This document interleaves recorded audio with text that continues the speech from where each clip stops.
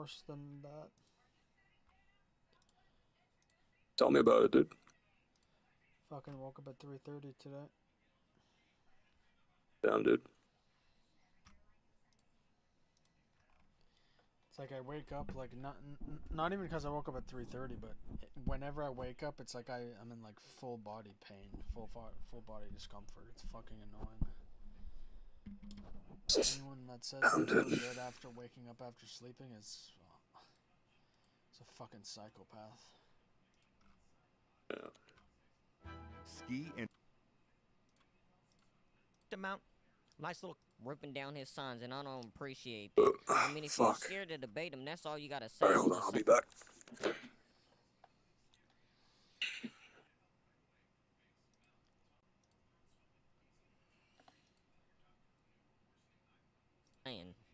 I've given her 9 opportunities to apologize, and she sends a message back and says she's not apologized to me or DJ. That's crazy. I said, you know what? That's fine. I said, you are some nasty people. She's the actor. I mean, she's from St. Louis. Yeah, she's playing a role. Yeah, I mean, she doesn't know anything about being in no hood or nothing like that. She pretends. Oh, she's pretending she's a true actor. Yep. You know, I mean, she hadn't passed one legislation. Let's be honest. Only thing she's passed through her mouth is hot air and spit. That's it. yeah. Let's just be honest. True. But no, yeah, President Trump. I mean, you know, and the first Miss Melania, they still call and they still send letters to my house. Wow. Just checking on us. So it's not like it was just a deal where he just made him a Secret Service. He could have found anybody else in the whole world to call, but he picked us. That's like shooting in the area hitting fish. Yeah. And so we definitely appreciate that. Yeah, I don't know, DJ, did you want to tell us anything about the experience, what's been going on, and how you're feeling, what's going on? Well, my dad has been running for Congress, and he's been putting up his signs, and everybody been ripping them down. I don't appreciate that. I mean, if you was scared to debate the man that, Mr. Daniel, I mean, if you scared, just say that. Don't be ripping down his stuff, because I don't appreciate that. He's been working hard to be doing anything. Most of y'all out there haven't been working for anything. That's just like a dog, an old dog that you're trying to learn to do tricks. Man, just leave that dog alone. Hell yeah. There are people in your district that are pulling down your signs? Yes. Why? I guess I'm the biggest threat of them all. I mean, nobody has the media coverage that we have. That's crazy. And coming from a grassroots perspective, they're getting a real, actually true history lesson. This country was founded by not career politicians, but just like us, we're sitting here talking to each other. This is how it started. Yep. And that's what they're afraid of. Yeah. I want to move on to the more serious conversations that are a bit darker. Maybe I'm concerned about some of the stuff we might talk about, you know, around a kid. So with all due respect, and really do appreciate DJ you coming in, and you guys are amazing. Thank you very much. I do appreciate it. You guys, it's amazing. It's an honor to have you guys here. For everybody watching back at home, we were discussing this early, and we got stories of people trying to kill each other. We got stories of some churches that burned down, and I was like, I think I don't know if I can have these conversations with maybe it's a little too dark, but it does sound like it's. He's had 13 brain surgeries. How's he so good? Your dog, you there? You switch. This joke is crucial. Yeah. Well, let's jump to the story. This is where it I gets pretty found dark. out We've got this that one. the only way you can hold your breath while using a sniper like aimed in is if you're using recon. So I can't even use snipers on assault, or else I'll be at a disadvantage.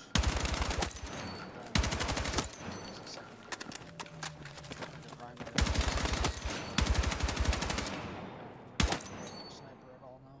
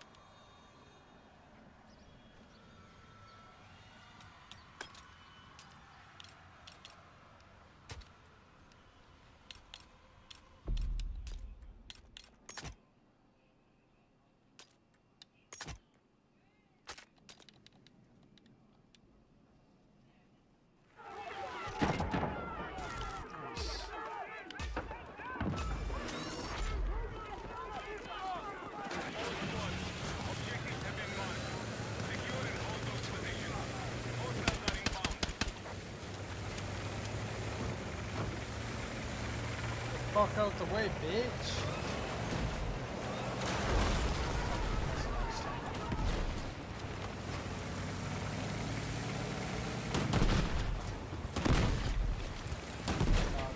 This man is secondary.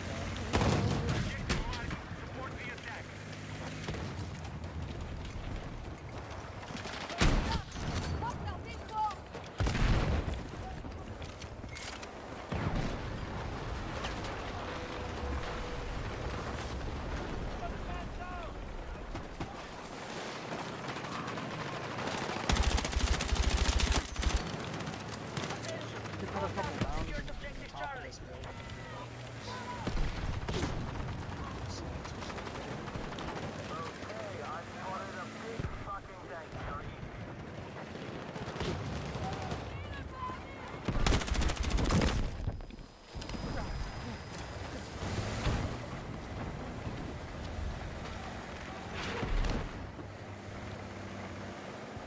They might flank behind us because I saw a guy getting back up to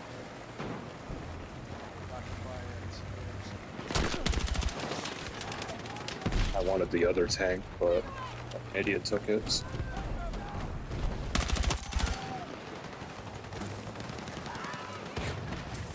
There's a tank over there.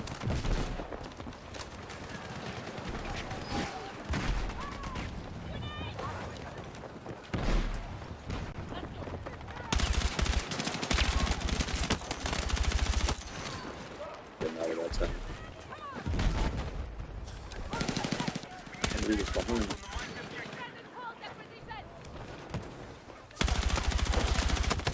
Oh my god. That guy cuts so low.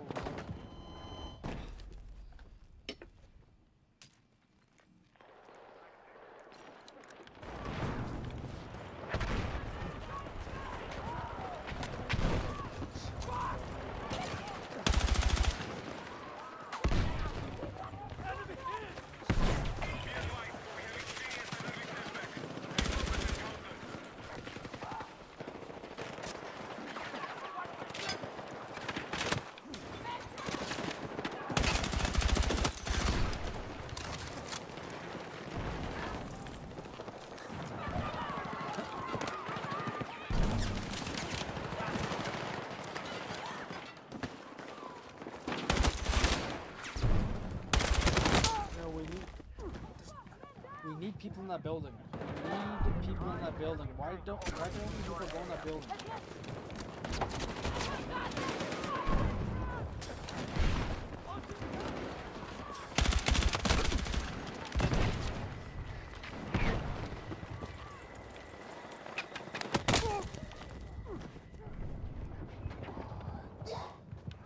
Medic!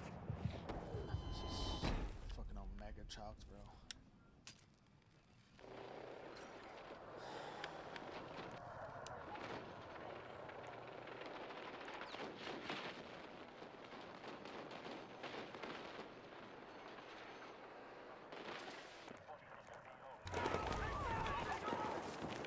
Frag grenade out!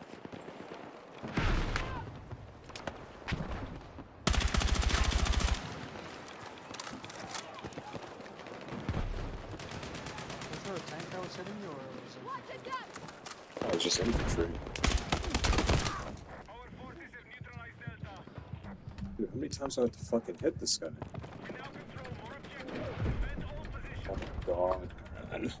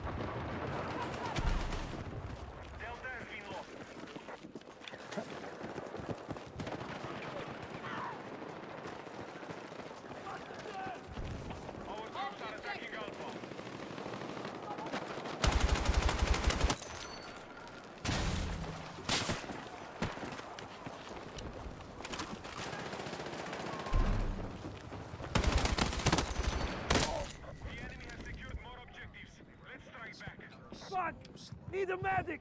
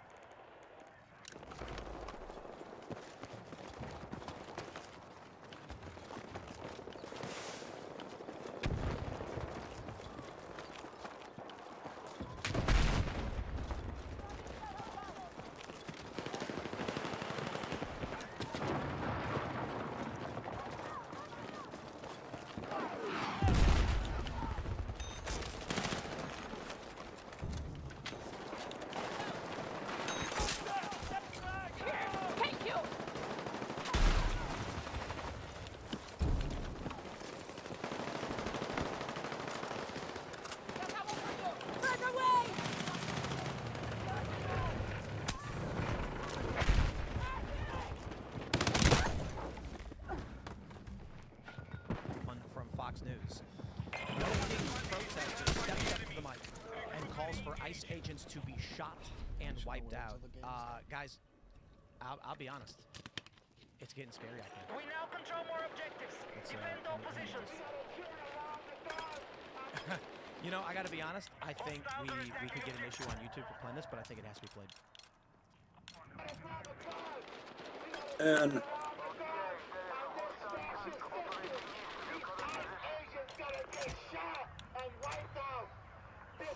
The state machinery, that's a full display right there, has to get wiped out.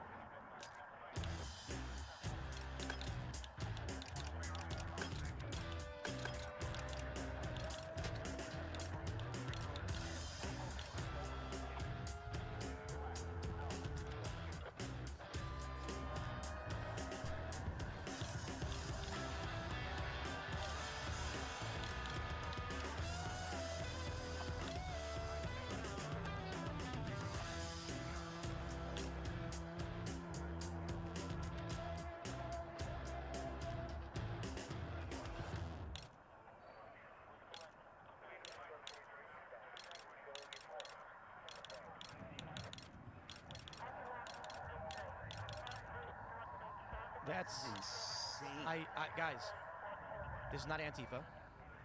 This is not some right fringe now, far a left. manhunt is going on in Paris. I don't know what that's about.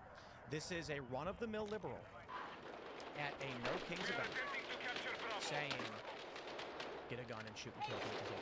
It speaks to what the run-of-the-mill liberal is now. You know, I mean, the idea that there was a time where people would think only extremists will talk like that. Only people that are on the most radical left will talk like that. Only people that are well outside of acceptable discourse will talk like that. But now, I mean, you can't open any of the social media apps. You open Blue Sky, you open on X, on TikTok, on Instagram. You see people talking like that all the time now.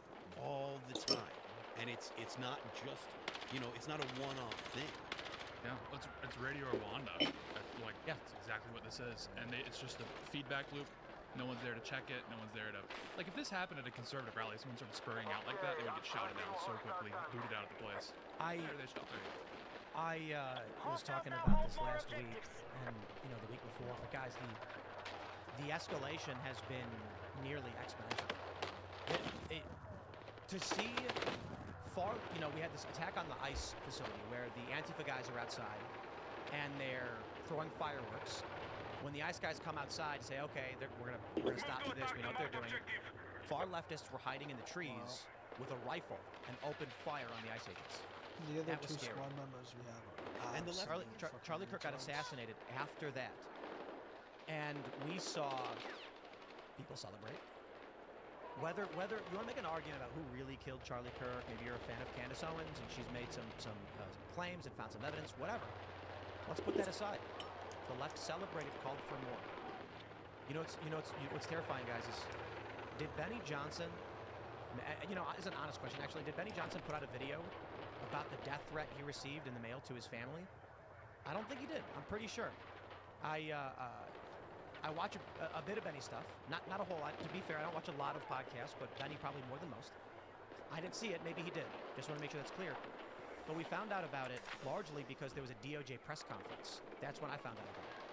I do think it's fair to say, because I did an interview with Benny recently, we don't discuss all the threats that we're receiving and everything that's going on behind the scenes because we're told consistently by security not to do it because it could exacerbate things. I don't know that things could get worse. Oh boy, it's another one of these roundtables from Jubilee where they get a... And there's so much more to break down in these other stories because we got the teacher pointing to her neck. We've got we have footage of a run-of-the-mill liberal guy trying to murder a Trump supporter in his home. Now streaming. It's like you said. It's what was it? Oh. Radio Rwanda. For those that don't know, and you probably know more. You can explain it, but the general idea is like every day it was the Tutsis, right? They were saying, oh, they're bad, they're evil, they need to be killed. Until one day people snapped and decided to start doing it. Yeah. There's just no checks on it. No check on the rhetoric, and yeah, no, I mean that's just what happens. Is no one's there to say, let's cool down the temperature. There's no one on the left that's tone policing, and then on the right, it's the opposite. They're tone policing. People on the right are tone policing people to the right of them for like very mundane statements. No, the left has their people saying tone down the volume. Like Destiny said, Trump has to back down, otherwise more conservatives should be killed, right? Yeah. To be fair, I do think that it is, if you're going to be, tell the whole story, people on the right have been saying things like, prepare yourself accordingly, you should be out there training, you should be armed. And that's not some kind of call for aggressive violence. It's always, talking about defensive measures that they're taking. So I do think it's worth pointing out that, if the left actually starts engaging people, at some point the right, the people will engage back. Like people on the right will, return the favor. Not that that's something we're calling for, not that it's something we want, but this is dangerous rhetoric that the left is engaging in, and they have not seen the response that they seem to be looking for, and I think that's a good thing. And I'm just going to address all the Candace fans who thought that I was deriding Candace. I'm not. I'm saying she's put out a bunch of evidence. For the sake of this argument, let's not go into who we think did it, right? If the argument is it was Tyler Robinson, he's the alleged assassin, or anybody else, I'm saying let's put all that evidence aside for now and consider just that the left is celebrating it. That whatever you may find or discover about who actually killed Charlie, the principal celebration came from liberals, run-of-the-mill liberals. I was trying to hone in that argument. I think Candace did actually a pretty good job on covering a lot. I don't know who killed Charlie, but I do know that there were gleeful demons on the internet celebrating this. I saw them in real life, saw them on the internet. My mother-in-law saw them walking down New York City streets, proclaiming it out loud as if that was an okay thing to do. And I feel like I've been experiencing this bloodlust for 5 years. Even before I had any public platform, people were wishing death on me for not getting a shot they wanted me to take, for doing this and that. Friends, former family, former friends and family. Well, I guess former family too, only so at this point. But I remember 4 years ago on this show, I told Tim, I told you, I went to go look at a house when we were moving from New York to here, and the lady who was selling the house, within 5 minutes of meeting me, told me, drop dead. Saying that to me, a total stranger, so like this bloodlust. It's been evolving, and now it's accelerated. Yeah, for sure. It is for sure that. Like, when I talk about the peace wall, we talk about Friday, how one side's pro-Palestine, one side's pro-Israel, and you're like, this makes no sense. It's literally just the other side is bad. Yeah. And that's where we've come to. The scary thing here is we didn't see over the so let's get a little bit to the No King stuff. It was riots. The they're blaming and lying. Gavin Newsom said 7 million people. It's history. Right in the 70s or whatever. 20 million people. Right? But there's the estimates of the No Kings ranges from 650,000 to 7 million, which is pretty insane. And basically means zero because what? No, for real, like guys, I'm looking up the numbers, and I see some reports saying 650,000 estimated across the major cities, and then I see the Democrats saying 7 million. So we don't know, but what I can say is this: riots broke out in Portland, in Chicago, I believe in also in California, and yeah, I think it was like Southern California somewhere. And then we see things like this, and this wasn't the only thing that we saw that was bad. I mean, there was a video. There's a video of a man dressed like Tyler Robinson, the alleged assassin of Charlie Kirk. He dressed up. He bought the shirt, bought the hat, and they went outside. These people are not weak protests. At Occupy Wall Street, I was physically attacked by people in black clad. We call them black bloc leftists or black bloc anarchists. And the Occupy,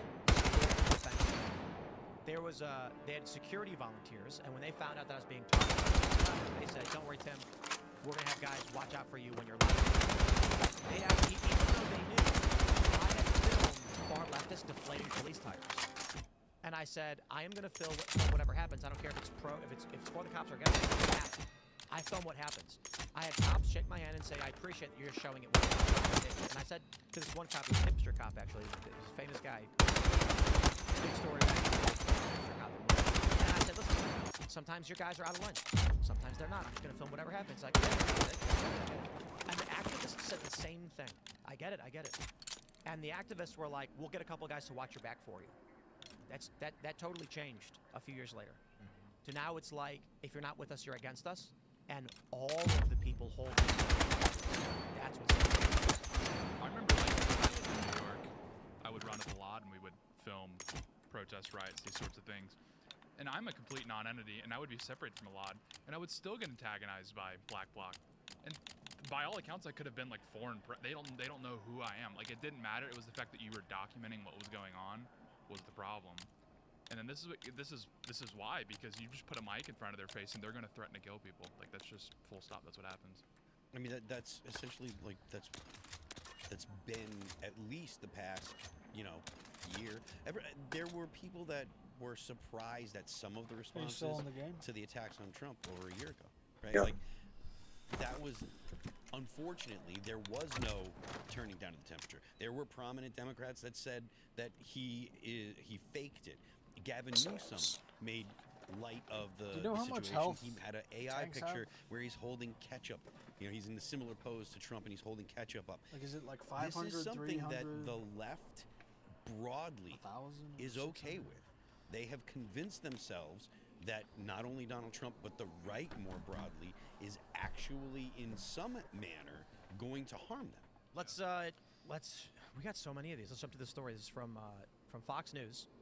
Social media erupts over deranged teacher mocking Charlie Kirk's death in No King's viral video.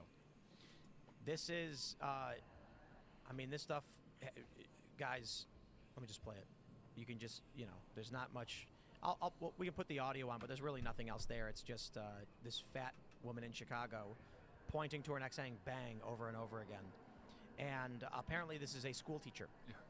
This is a regular, run-of-the-mill, urban liberal in Chicago celebrating Charlie Kirk's death, effectively threatening the people that are there. You were saying just a moment ago, it's like Radio Rwanda. I see 60 to 70% female patients. So how has your sleep been? I'm still trying to find the balance. This reflects a wider trend for chronic insomnia. There are many more women affected compared to men. Yet many women don't realize that hormonal changes can be one of several factors contributing to their sleep.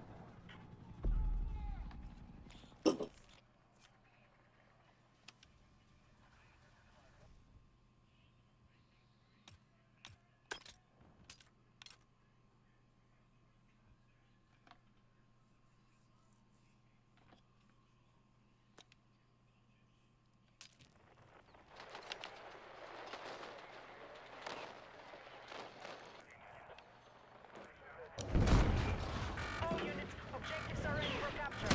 Move out and secure.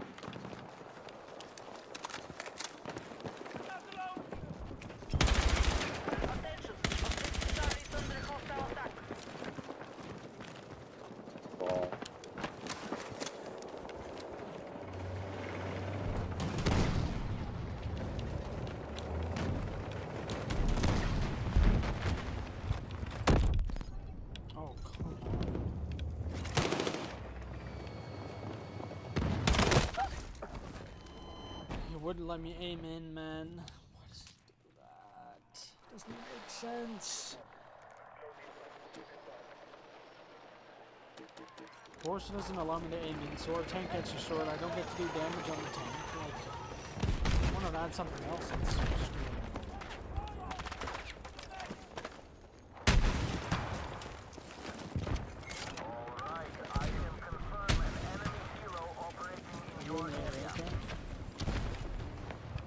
Yeah.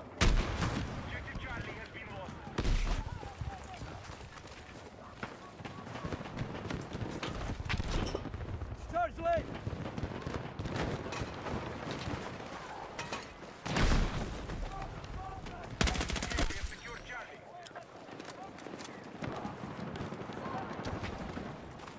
We now control more objectives. Defend all positions.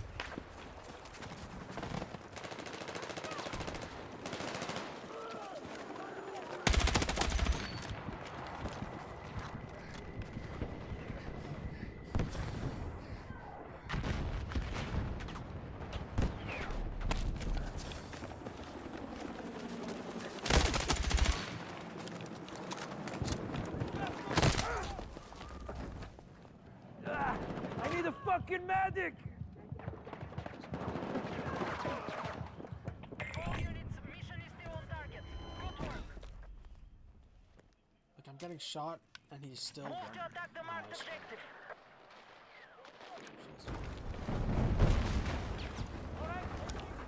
Frag grenade out!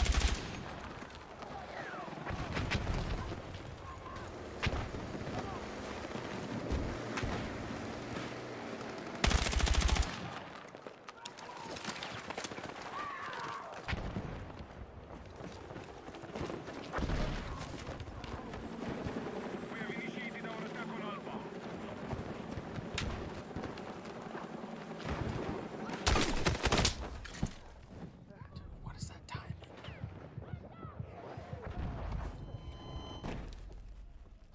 Literally the split second I move, he fucking pops up.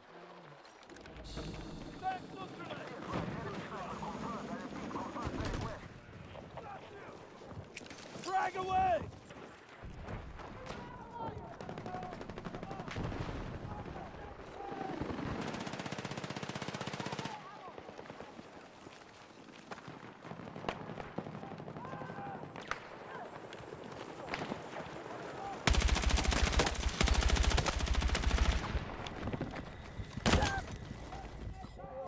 Man! The fuck are they doing? Just camping on the goddamn hill right there. I got you. Hostile attack confirmed on Charlie. Contact! Enemy We are attacking objective Alpha. He has no flinch. He can just fucking kill me with a sniper standing in the middle of the fucking map out in the open. No one shoots him, of course. Except me.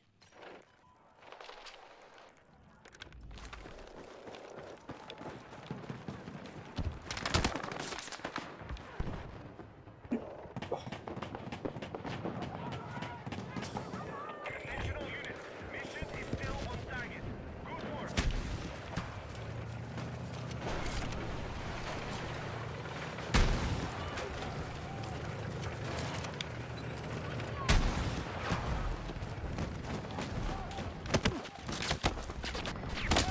Dude, where am I? Oh my god, dude.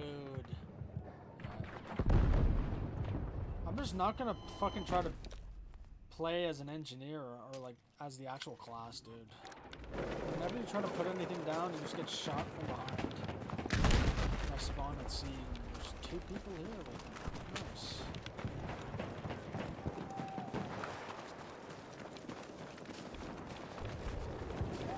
Be advised, hostile attack confirmed on Charlie.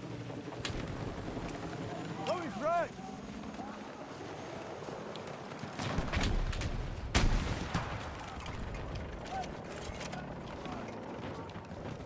Bravo is under control.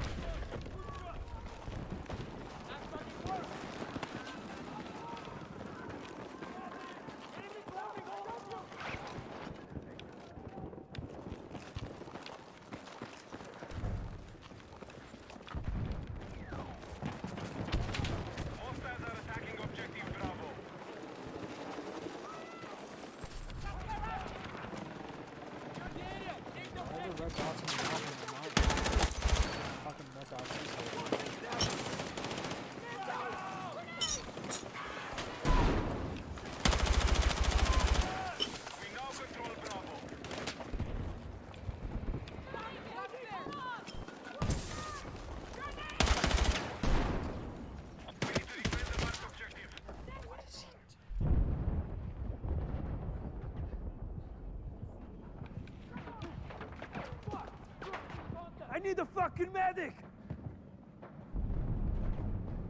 Our control of Bravo has been lost.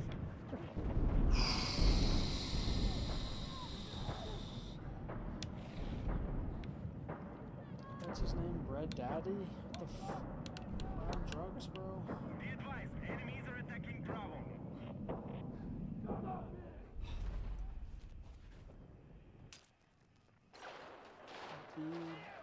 BBYDD? Just staring at someone? Just staring at the person that's shooting me. Not in the same direction, looking straight down, right at him. Unbelievable.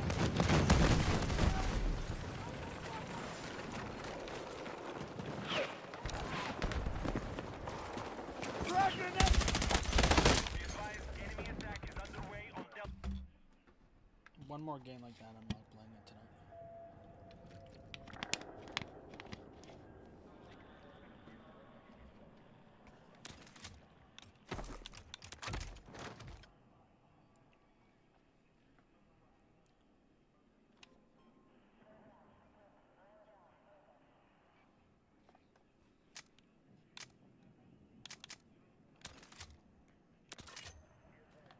Deep difficulties. I don't know how we stop. What's happening?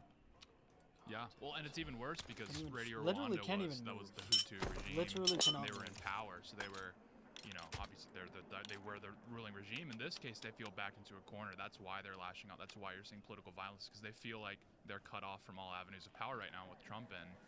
And yeah, that's a very bad recipe. Yeah, it's one of those things. I mean, we say it like every week when we're discussing these sorts of things, but it's like you have to believe these people when they say these things and they, you know, usher or gesture these things. Like they mean it. They mean it. I was talking about this a little bit in the intro. I think it feels like the beginning of a zombie apocalypse movie.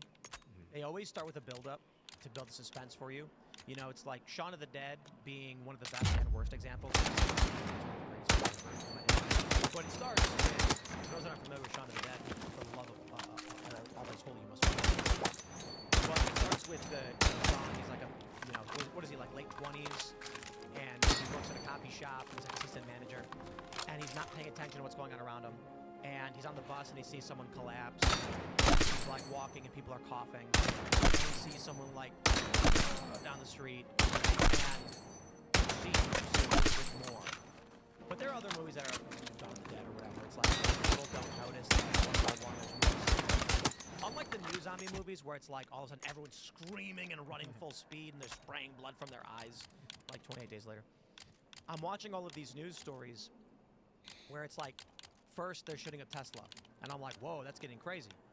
Then they're shooting and killing people and I'm like, whoa, now it's run-of-the-mill liberals. Like you are seeing the mind virus spread and the blood loss spread like a virus. And the question I have for you guys is, what at what point do we say this is serious and we need to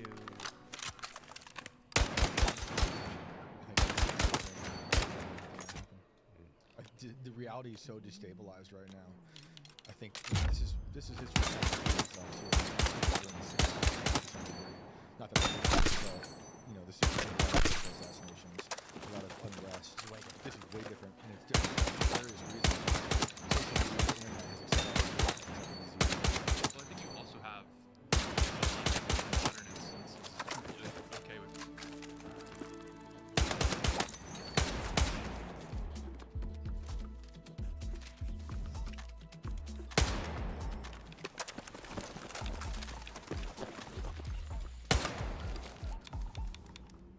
A disaster transforms your home into a place of chaos. But everything that you do does. This is the world of Paul Davis Restoration, where our experts are ready, trained, and equipped to restore your home, to make things right. Paul Davis Property Restoration Experts. When things go wrong, we do what's right. Dehumanizing people broadly, but especially their opponents. I mean, we saw it with you and your son, you know, following the State of the Union, where they just saw a joke, like a joke they could make. Like they don't take anything seriously. It's cool not to care about anything. It's cool to be ironic. And they don't actually really have any. They don't assign any value to human life whatsoever. And this is just exhibit A right here. Yeah.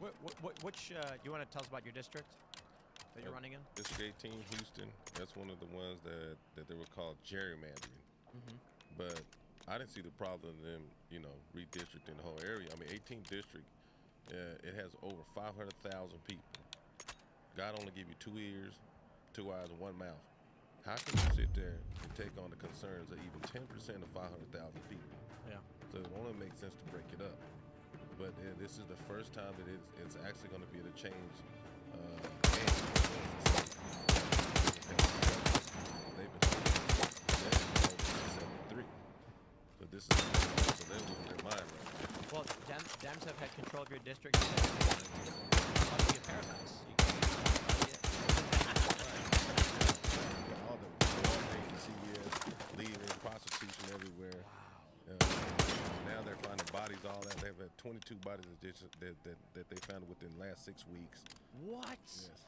How many? 22 bodies.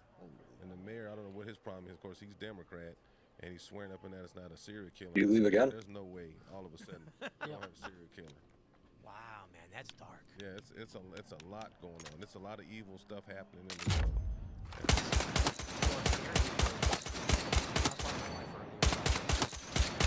Because of this like mind virus, whatever you call it. I know that Elon calls it a mind virus and he's referring to wokeness, but there's something else. It's like a zombie virus that makes someone violent and dangerous that is spreading.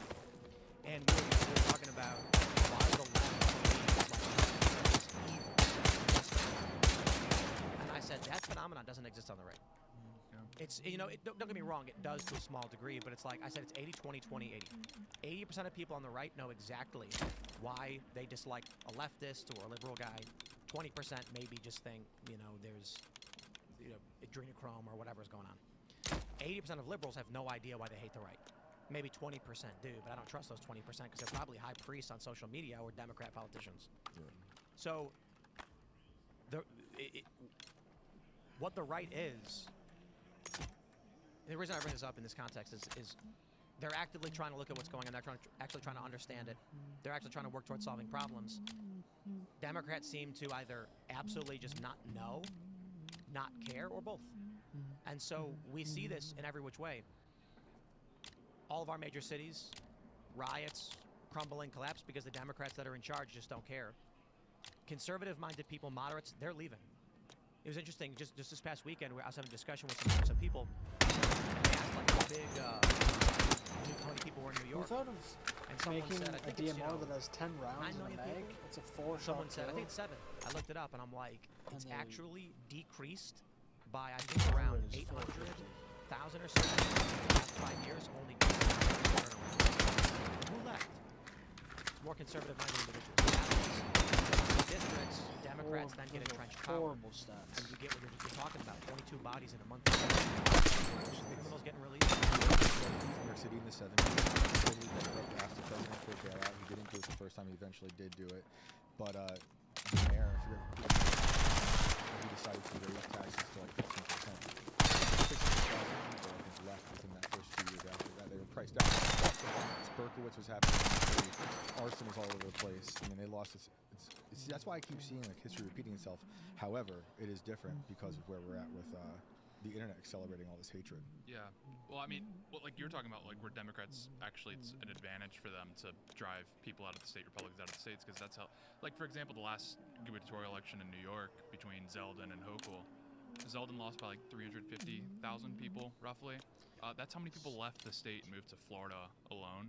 So his entire margin of victory was in Florida because COVID drove them out. Don't forget That's they why shot New Jersey actually is in play because a lot of Republicans. They shot up his house. Yeah, shot up Zeldin's house. I think his daughter. His daughter, yeah. Well, the city of Houston is broke. The mayor fired $700 million. They only had $700 cash on hand. So the police down there, Chicago Chicago has roughly about 10,000 police officers. 230 officers, population density of 2.23 1,000 residents. You got to fend for yourself. That's what it's boiling down to. Yeah. It's not going to be. And the diseases we're talking about, I thought just to see.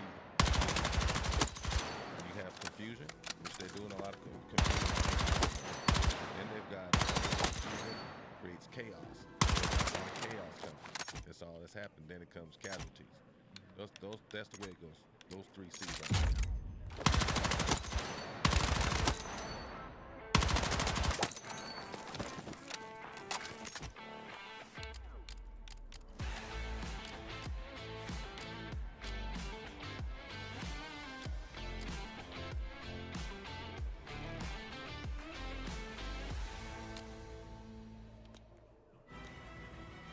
Dude, they have a fucking attachment for subs that allow you to shoot all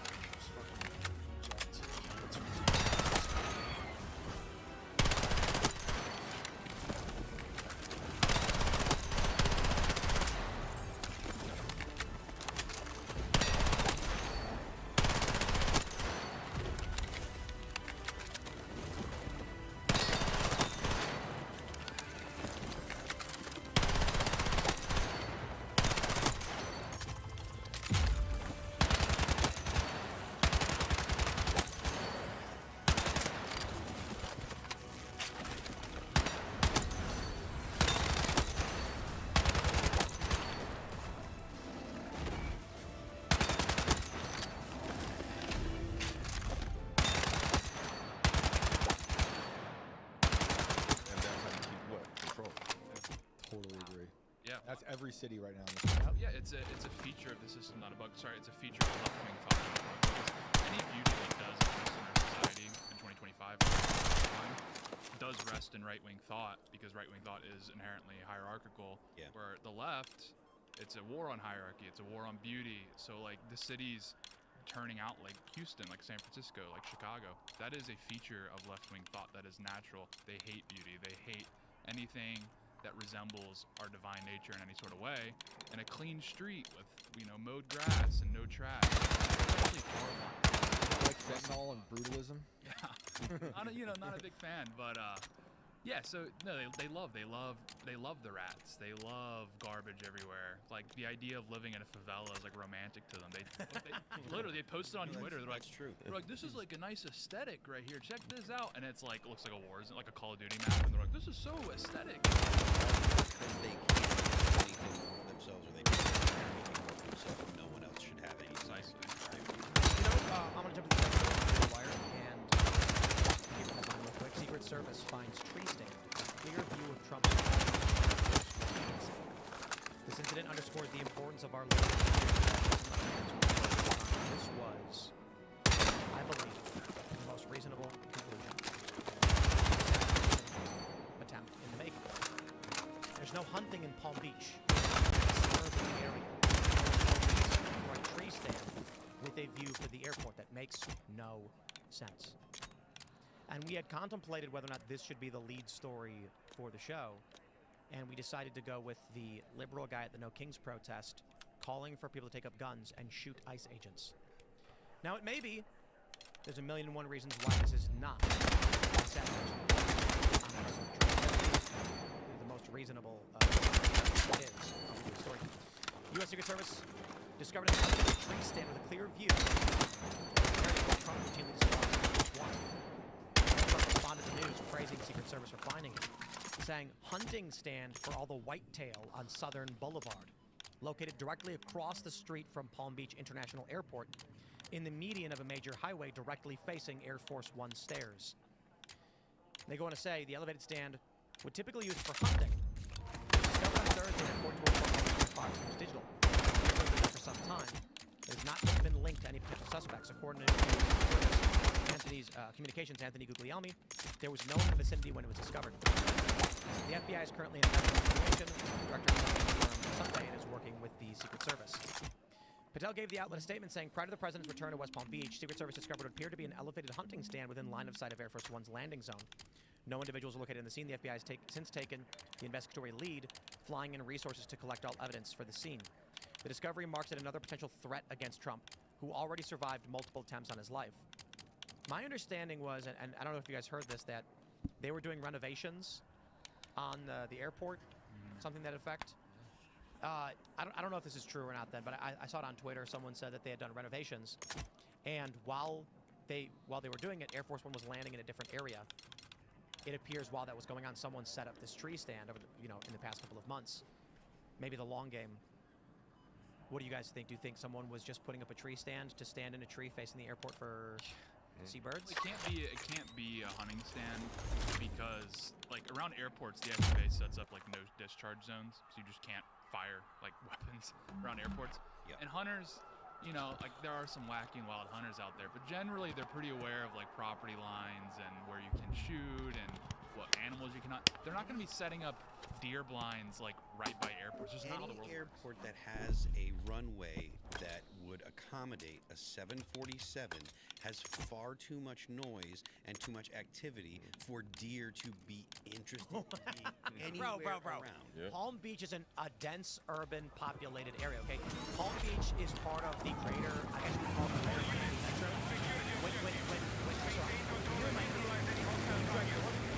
One gigantic urban sprawl all the way from Howard Drive to Fort Lauderdale. Palm Beach, I think, is somewhere in between. But there's yeah. So it's actually between Jennifer Jacobs on X. She's CBS News. She says because of airport reconstruction last year, the section wasn't being used for Air Force One arrivals and departures. After construction wrapped, Air Force One was due to use that part of the airport again. Agents searched the area as part of their advanced work and discovered the hunting stand. It sounds like they started doing reconstruction. Air Force One landed in a different area. Someone then took that opportunity when security was light to set up a hunting stand so that when construction was over, they would have a clear line of sight to shoot the president. Actually, for an assassination attempt, maybe a symbol. I think there's different symbols. You can argue if you want to make it a threat, you do something else. I don't see. The only thing I see is this was an attempt. There's other ways to threaten that you want to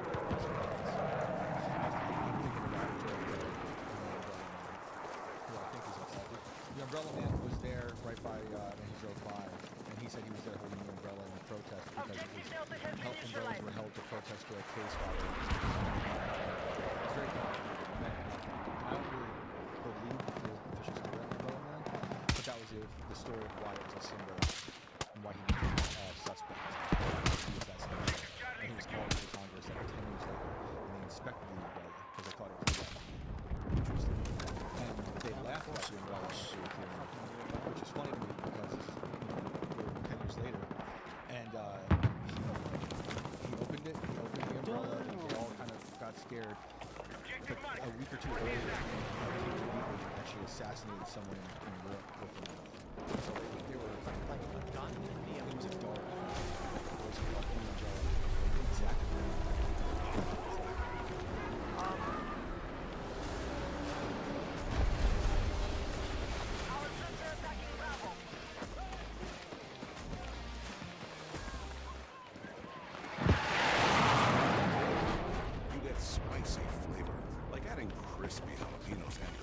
Sauce to your Harvey's Angus Burger or potato. Harvey's Smoking Hot on for a limited time. Dude, there's so many invisible walls, man. Fucking unbelievable. Let me just, I'm going to throw this into the context. I probably should. There's other stories too. Don Lemon telling people to arm themselves against ICE. You guys saw the stories from last week. What is going on, dude? I'm sorry, guys.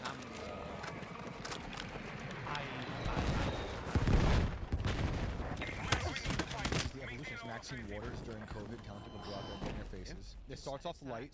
It's Have to go Kamala AFK and every her game people, because our team is donating fucking money for AFK. Like, bailouts, you know, for the arsonists during the Black Lives Matter riots.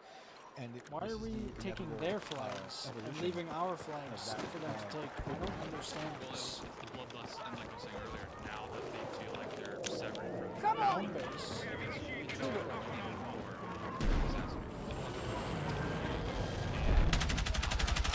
how to get back into power. It's like JD Vance might be a shoe, and if trends continue, yeah, they're gonna get desperate. They're gonna lash out. I made this point when we had the comics the other day. Matt Taibbi had written something up about the Attention! Objective Charlie has been lost.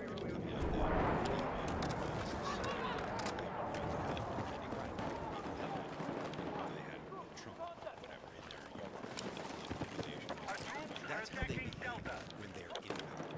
Right? The lowest learner in the IRS targets conservatives when they have power. The FBI targets parents that don't want their kids being taught gender ideology stuff when they're in power. When they're out of power, they The phenomenon that I'm describing.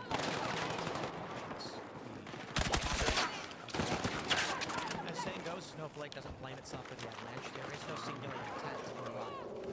When Tucker Carlson's home was Let's go! he should have banged the door. They actually cracked.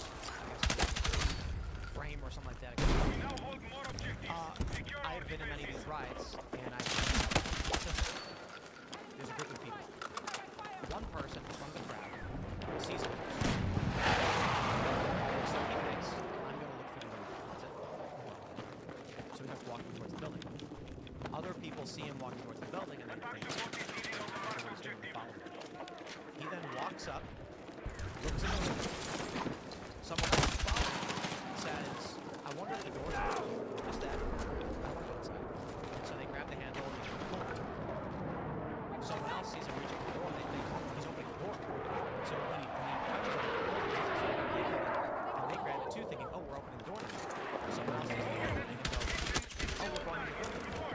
Each individual person never had the intention, let's go storm that building, break the glass and break it. But every teeny little motion, just like a murmuration of birds, the riot eventually starts smashing and destroying things. Where are we now? Don Lemon said people need to take up guns because the exact quote. This is very important. He didn't literally just say take up guns against ICE. He effectively said, to the effect, he said, if you believe in the Second Amendment, if you believe in the Constitution, black people, brown people of all stripes, whether you're an Indian American or Mexican American or whoever you are, go out in your place where you live and get a gun legally. Get a license to carry legally. Because when you have people knocking on your door,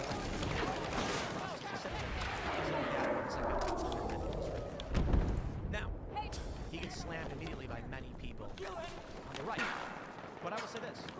Let's go! I have no problem saying to everybody, you should legally purchase firearms. Prepare to get your hands on them. Here's the issue.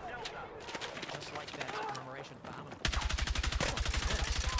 You get this professor, I don't know, professor or administrative position saying,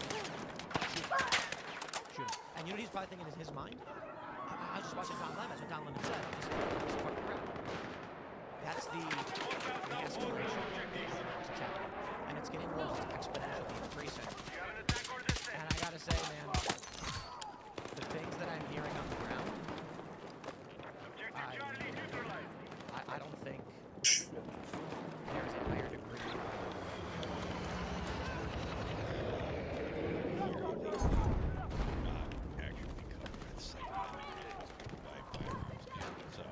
so what he's saying is particularly egregious. Well, and it's subsidized a lot. Really subsidized Need fucking ammo! Well, conservatives, I blame conservatives for this. These retards. I'm sorry to be so angry, but it pisses me off to no end when prominent conservatives go on act and say illegal immigrants don't get due process. That is a lie. That is a leftist, that is a liberal lie. Due process, the process for which illegal immigrants are due, is that DHS, either CBP or ICE, knock on the car window of a guy and they say, howdy, do you have a license? This is a routine stop. And they go, no. Are you a citizen? And they go, no. And they say, okay. You have no identification. here legally. You have no visa. You're going to have an expedited removal. That is due process. Liberals falsely claim that these people are supposed to get a jury trial, which was never true. And then conservatives, following along these liberals, keep repeating their stupid lie. So no, there has not been a single instance where there is a confirmed violation of due process. That is pending adjudication. There has not been a single circumstance where an individual was falsely detained as a citizen or otherwise, falsely deported, and remains there. Case closed. Never happened. Gilmar Garcia had an order for removal. He had a withholding of removal to El Salvador. When he was sent to El Salvador, it was disputed and he was returned. He is now in the United States. This is pending adjudication. So you can argue that you believe his rights could be getting violated. The only issue is if the courts ultimately determine if the judges say they did the right thing, there's no violation. So I'm not playing any stupid games. Let's jump to this next story, though. This story is probably the one that has me scared the most. It's a story from September 6th. This is a video of a run-of-the-mill liberal, not a aiming a handgun out of his sunroof at a Trump supporter in North Carolina and unloading on his house because he was trying to kill him. Medic! Why? For what reason? This man Let's go! is an accountant. That's it. He's a married man. He's an accountant. He was driving through rural North Carolina, Nantahala Gorge. Along the map, since I can usually see how he comes across a truck sign on a property and pulls his car over, gets out of his vehicle, and begins tearing down a Trump 2024 map, which belonged to an 87-year-old man. Portly fellow who lived there in this rural North Carolina area sees a man going onto his property and vandalizing it. So he grabs his rifle, which he has ready, and fires what he says is 2 warning shots in the air. That's when stress has until taken seconds. However, he wasn't charged for anything. I guess he didn't know, so they said okay. This man, upon hearing the shots, goes back to his vehicle, grabs his gun, and unloads on the Trump supporter's home, nearly striking the man. This is an accountant from Atlanta. You know what scares me the most? Not hearing about Antifa. I've said it before, I'm not concerned with Antifa extremists. I'm not worried about some Antifa, far leftist guy marching through the streets of Portland. I don't live in Portland. People who live there, it's a problem. I'll talk about it.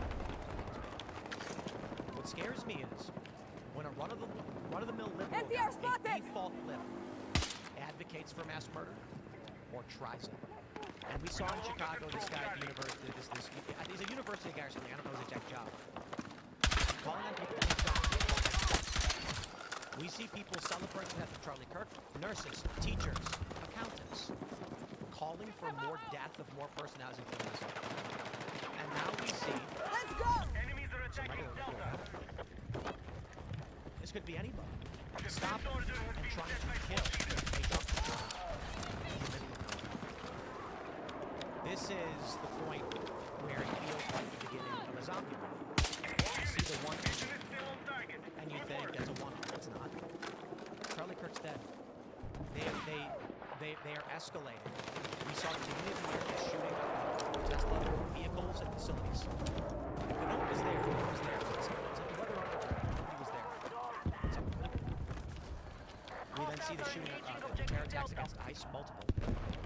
There were 3 targeting ICE facilities. We then get 5 vehicle attacks in 2 months. In Chicago, there were 4. In Florida, there was 1. 2 of the incidents, one in Florida, one in Chicago.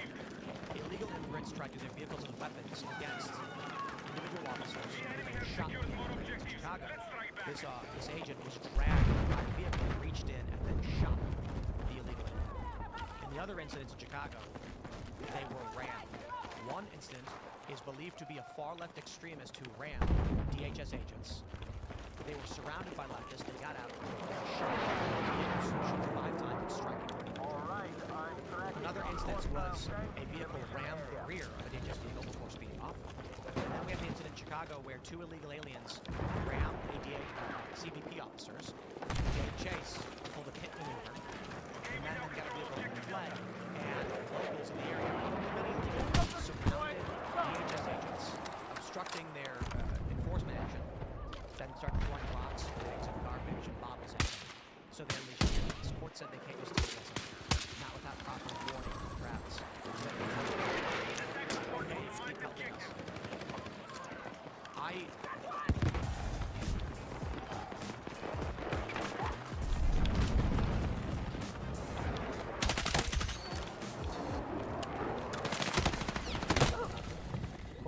Therapy has been such a massive part of my last 2 years, a massive part of the reason that I'm able to be a musician again. I think I'll always be an anxious person. I think accepting that that's always going to be there for me is a big thing.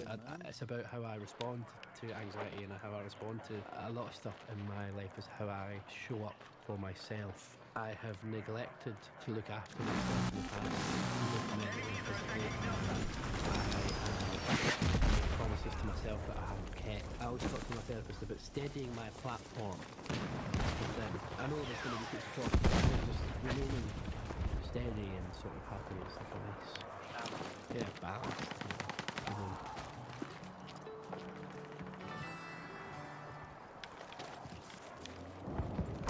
We now control more objectives. Defend all positions. You know, I talked about it a bit earlier. Security can only protect you from what they know. So when you have any normal circumstance in the country, and we have security, I'm going to say something that people are going to be for. I'm done, guys. I try to be diplomatic, but this needs to be said. The attempt on the Charlie Kirk Memorial was it's a fact. Nobody wanted to say it. I was asked not to say it. I'm sick of this. Because I'm being targeted, my family's being targeted, and people are saying, don't tell them this stuff's happening. I'm sick of it. Okay? When we were doing our security assessment, they said there is an active plot to strike the Charlie Kirk Memorial. 100%. We don't know if it'll happen, but they're trying to do it. They're trying to do it. And I'm like, I can't do that. I just had a kid. I have a wife. What do we have to do?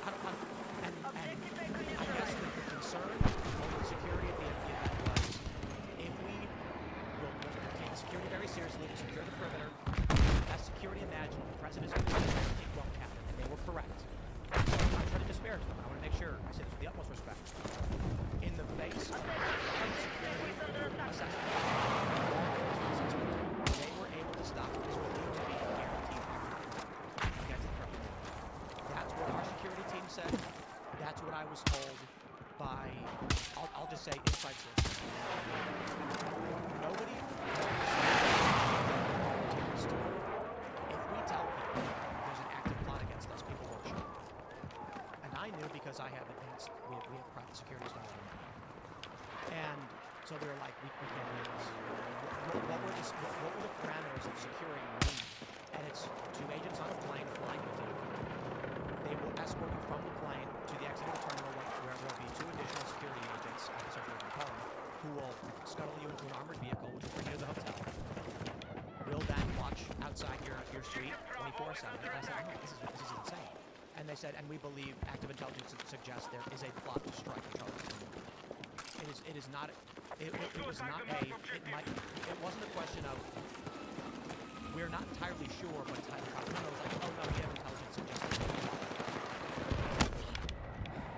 That was what we were dealing with, and I'm sorry if people are upset that I'm saying stuff, but I keep hearing from so many conservatives. And I talked to one of our high-tier security guys. He was I don't want to say too much about his experience, but let me just say that's the best. And he said, you guys need to start talking about this. People do not understand what's going on in this country.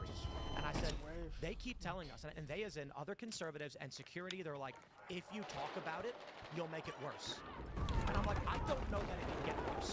When I have to be calling the FBI and being like, this is what they're saying, threatening to kill us. And I'm told, don't. I'm going to tell it, I'm done playing this game. And you know what, people are going to get really mad at me. We had at least one threat so far from a person who said he was going to take a fully automatic weapon and unload it on our facility, and it was deemed credible. And that's just one. And I'm told, do not say that.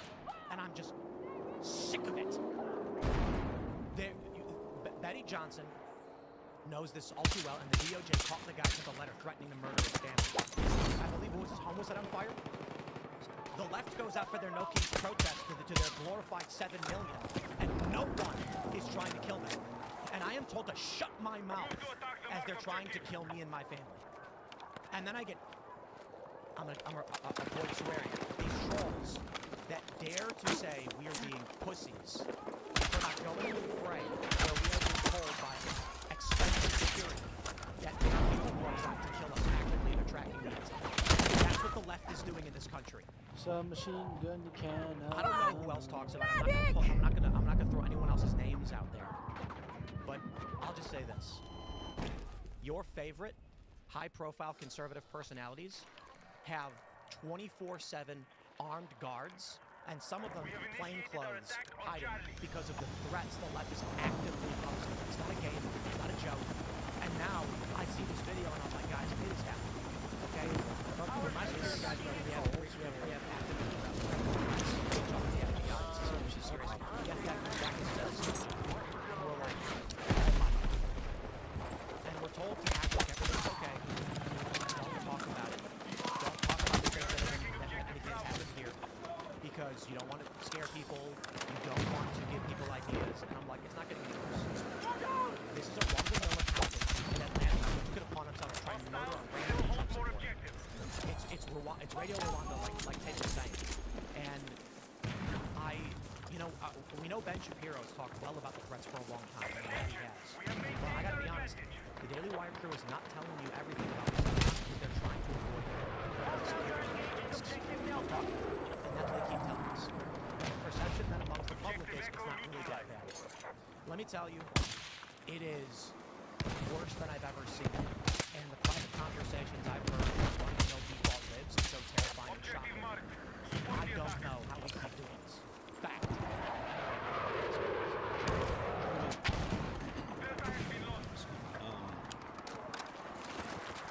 Attention, we have secured Neko.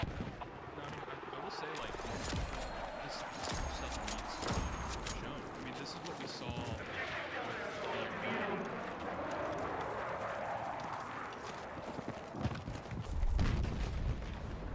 with the situation, the Ukrainian who was stabbed on the train in Charlotte. It was actually like, no, look at this. You should see this. This is what they're doing to us.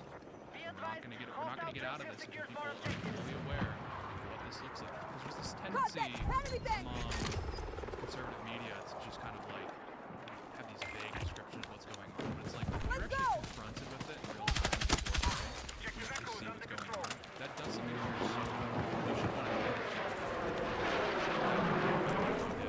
You saw or found yourself in the Charlie Kirk shot.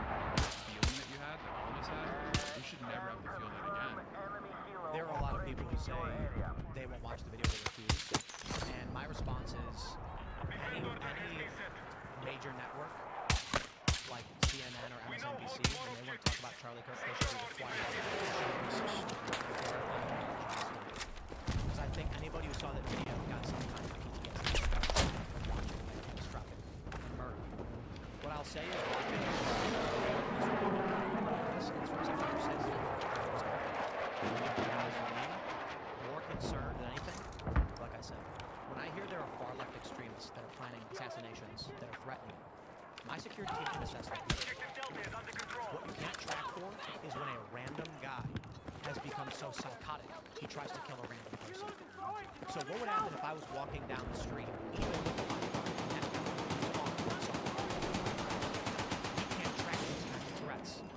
So again, a year ago, 2 years ago, we had security, we had concerns, but it was tracked. And we knew who was saying it.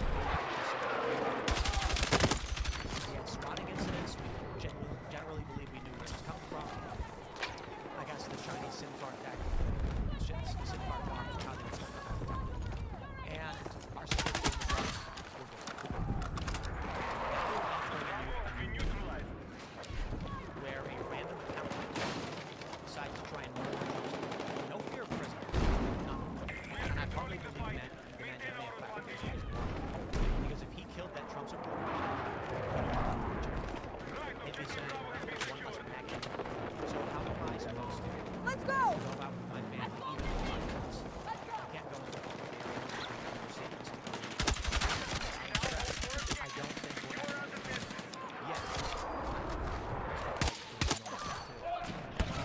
Zen Morpheus kid? Fucking garbage. Even with security.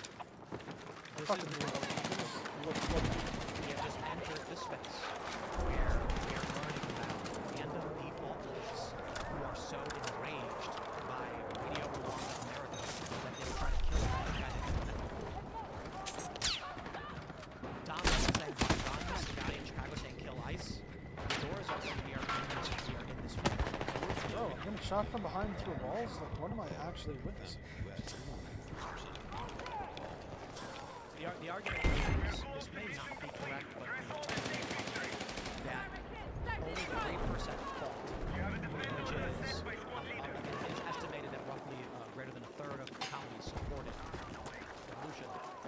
Only 3% actually. I think the important thing people need to understand about all of this stuff is that revolutions are it's not a movie where every city and every person is fighting. It's not the scene from Kingsman where they're in the church and everyone's just in a melee. It's quite literally, you'll be in your suburb and you'll notice nothing. You'll turn the TV on and there'll be a strange man saying, I'm the president. And you're like, I don't know. I mean, in this case, I think we've all talked about what type of situation is likely or is most likely to arise, and it would be a lot of just violence between citizens. The Civil War in the United States isn't, armies that are geared up and wearing the same outfits or different outfits and meeting on the field of battle. It's finding yourself in a landfill with hands on your sword. So they're tied together with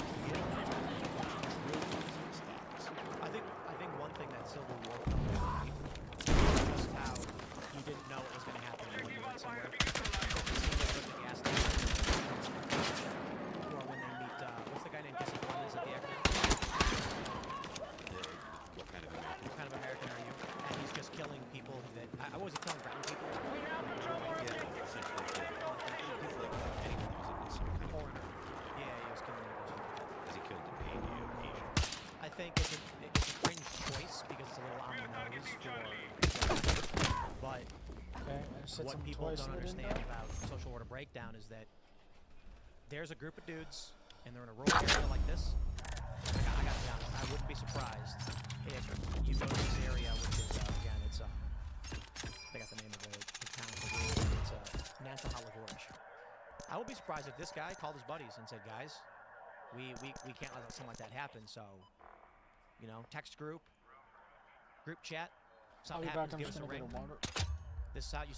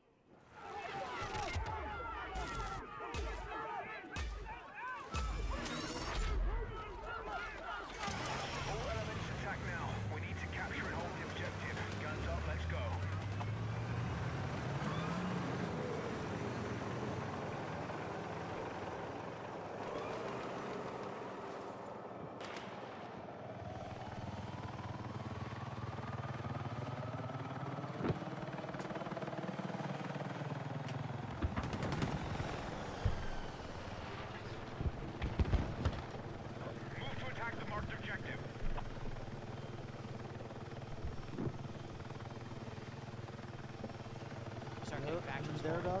One day you're driving down the road and you have your two guys and they're gonna have their guns down and they're gonna wave to you and be like, howdy, what can I do for you? Coming into our town, just trying to figure out everything's safe. And then you I'm just driving through and say, okay, well, stay out of trouble. Then this crazy crackpot liberal pulls up, sees it, and starts screaming at them and you're like, leave now. You start seeing things like that's why I think South Africa is a great example of what America. I got eyes on enemy tank. In 50 years, because you saw in South Africa 3 years ago they had riots across the country. The police were just not able to let on it whatsoever. It's like it's just a total incompetence over there. So citizens would just set up roadblocks outside of their towns and their neighborhoods, and anyone coming in or out, they would just ask a few questions, typically on ideology. They would know pretty quickly if this person's here to cause trouble. And then in this instance, this is what's so terrifying about it is, you know, you can't really hide.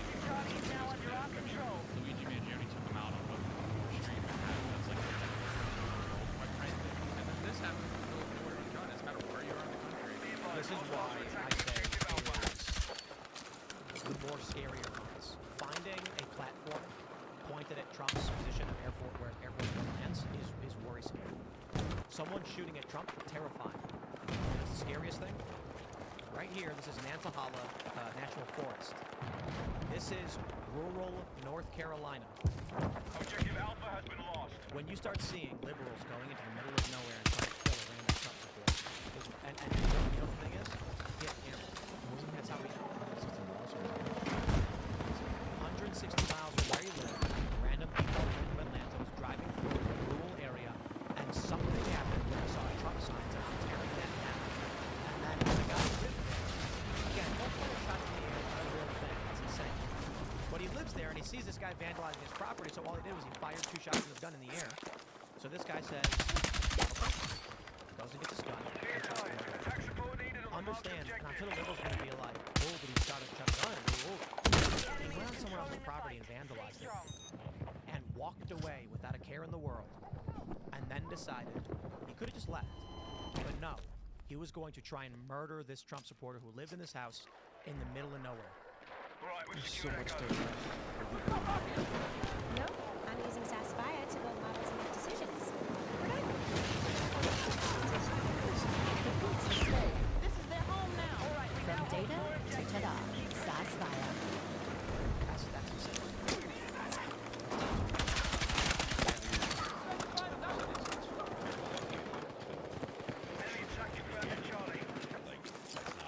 It's not a real thing. Don't do that. How you, and I'm not sure what the laws, and I'm not sure if that guy was within his right to defend his property, but it is pretty telling where, you know, I'm just a random guy from Atlanta is just driving through and he takes it upon himself to say, oh, I'm going to tear this guy's property down in the middle of he would get away with it.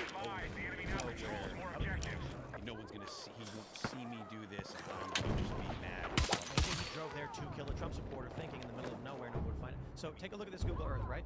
This is Nantahala Gorge. I'm going to zoom way out and zoom way in. It is middle of nowhere.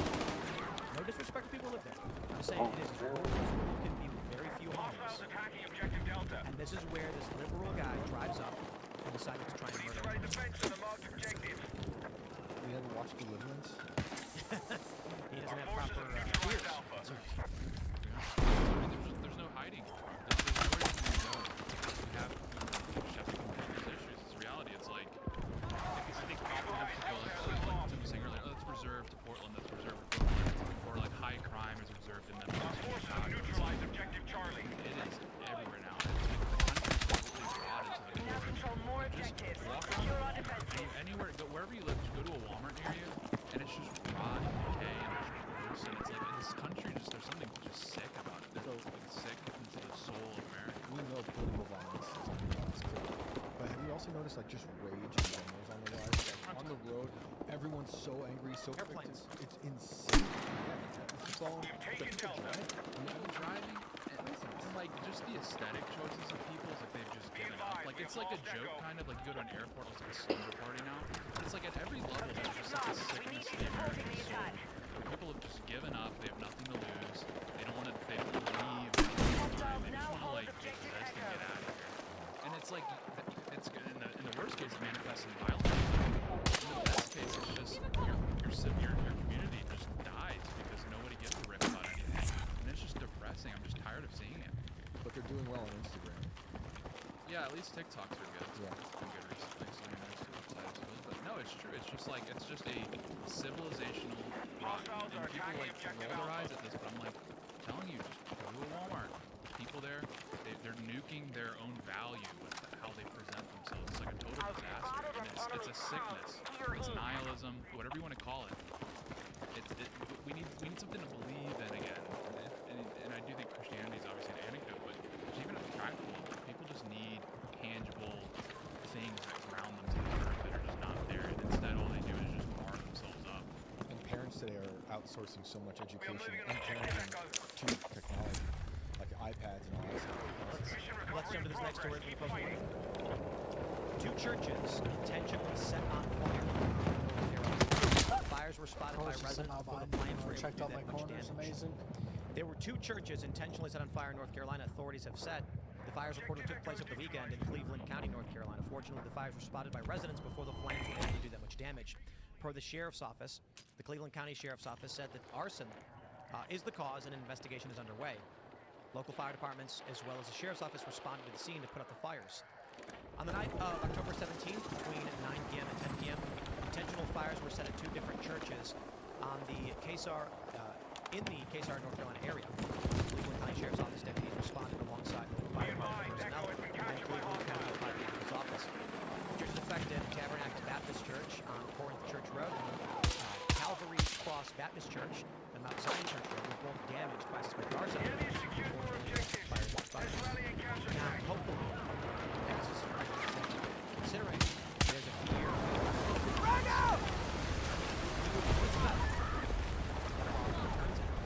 This was enemy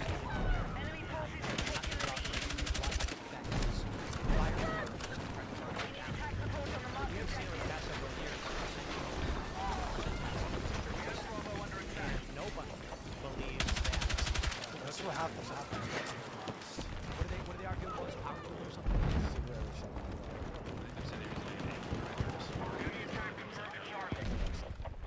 Well, whatever the official reason, no one believes because we have seen way too many churches. Oh, fuck. And so I want to make sure I try to be all of that. About to jump up with him. Someone was mad with the church over a personal issue, or it could be that, like the beginning of the time, we have seen more and more of these stories which shock and are indicative of a singular direction. Precedent we saw in Canada that was politically motivated. There were politicians slandering these locals, saying, "Oh, there's these mass graves." That there was no evidence, where there's no proof, or just like speculation. People were burning Catholic churches down, and I think they've burned a lot of variety of denominations. I think particularly the Catholic Enemy is still winning the fight. Hit back and take control. That just set the table for political violence, and no Canadian politician attempted to same thing in America, where the one institution really that seems like sturdy in the United States in a lot of ways is the church. And and what does the church do to people? You can't do that. You can't do that. It's destructive. That's corrosive to your soul.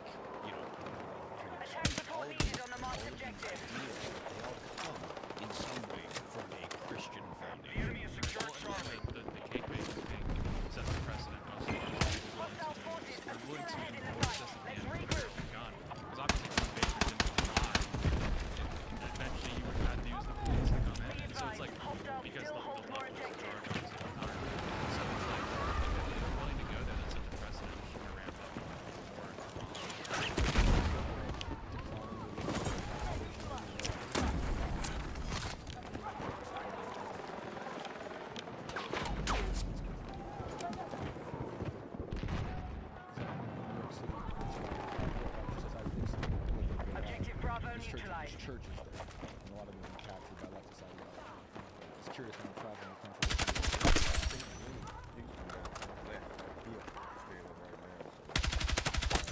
The enemy is taking objective Bravo. Yeah, well, I mean, it's either they capitulate your church and put a pride flag up as like a victory lap, or they just burn it down. Those are your two options. Same thing. Yeah, up in Fundamentally, I'd rather just got a lot of burn those. down. So There's a lot of churches. You were telling me about Shane that have the pride flags all over. All over. I was shocked. When there's liberal Catholics. Very red state. Not just pride flags. The Newman Friends of all those things. It's pretty crazy because the pride flag is a symbol of a new religion, a non-theistic religion, and it's taking over your churches. there's a it's like a newspaper organization called Protestia, and they like document a lot of this leftist activism, specifically Protestant churches. And yeah, you just see video after video of a pastor getting up and just saying like, well, I disagree with this portion of the Bible, but I'm going to say it anyway, but here's a trigger warning, and then they just read like a verse out of like 1 Corinthians. Because they're even admitting from their fake pulpit, they're even admitting that like, actually I don't even really believe in the Bible. Heretics. Yeah, this is below like the political agenda that I have, and it's like, so it's not even like Tim said, something else has replaced it. They're just using this church as like a husk they have. And it doesn't matter what it is. And to Tim's point, like if they can't infiltrate it and wear skins and make believe that it's always been this thing the way that they see it, tell you you're wrong or say no, I remember it was different and when we had standards or what have you, then they just bring that. If they can't because if they can't have it, then they want to destroy it. And honestly, that is what they would do to the United States if they could. They could. The cities have collapsed. You talk about the revolution, remind me of like a better when he took over West Point, he really Hostile forces are still ahead of the fight. Let's regroup. heritage of the war. Be advised, enemies are attacking objective Delta. What was he doing? Just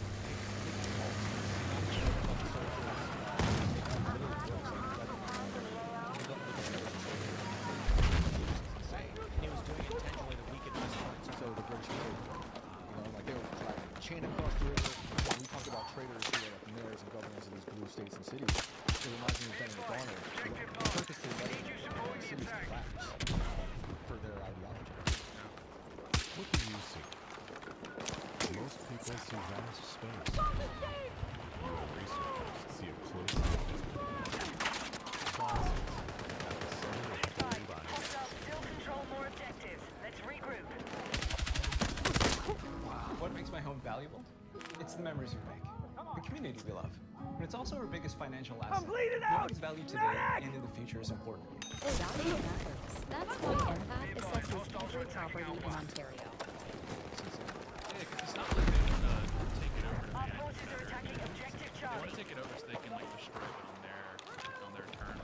Like, I think we're talking about churches like the Episcopal Church is a great example. It's like something like 32 presidents are Episcopalians, and it's like the most left-wing institution in the United States. Not even just church, like institution, because they saw that as like the number one institution for the elite in the United States. Like, you have to take that first, and then that's why they have Harvard. That's why they have Yale, because these are like the institutions that resemble the American elite. And that's why they have to take those first, because they have like if they can control the elite, then everything else is kind of moved downstream. Dude, from them. every time this But, kid just- kills me, Andy, it's go- such just look up- fucking just bullshit look up kills. Episcopal and He Google only has 10 Maps. kills. It's gonna pull up your nearest Episcopal church. Half of and his it's going are to in look a like bullshit way. Chapel Roan concert in there. Like it's ridiculous. It's great. It's true. It's so cool. It's so sad. It's and I don't know how we actually do that aside from like just playing but you can't round up people just for being leftists or being on the left. They have to take action. Well, like at the tangible level, I mean, obviously there's government action. Even at the lower, like I think Elon Musk actually demonstrated a really excellent way of doing this. Because with a lot of things, you actually can't develop like a counter institution independently. The institution that exists, like really hard to move out of the way. So you just take it back. I mean, obviously he used capital to do it. But even like we're discussing these churches, it's like you can just bring units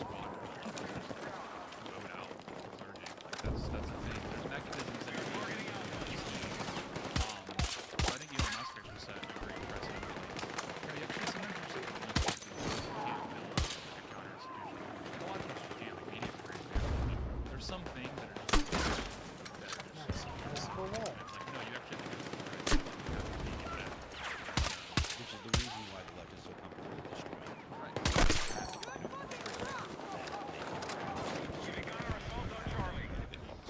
Because they don't see institutions, they don't see as anything other than a means to power. Everything is a way to exercise power. Everything is a way to force their worldview onto the population. Yep. So, Our forces have neutralized objective Charlie. The enemy is attacking Alpha. Yep. Oh, absolutely. Let's jump to this story against some Reuters. Enemy forces have Voting taken Rights objective Act Charlie. faces a near-death experience at the U.S. Supreme Court. The Voting Rights Act, a landmark law barring discrimination in voting, is a product of the U.S. Civil Rights Act, peace, pride, and passed by Congress on the President Johnson. 6 decades later, faces a great threat, with the Supreme Court 6-3 considering the court is forced to court expected to rule in 3 months. The case, argued in Wednesday, concerning a map delineating the U.S. House of Representatives they could undercut the law's Section 2, which bars voting maps that would result in diluting the voting power of minorities. I'm bleeding out! Without direct racist intent. So to put it simply, conservatives have challenged this law, saying you should not be allowed to create congressional districts. The law itself says you have. Now the intent was to stop from gerrymandering out minorities voting.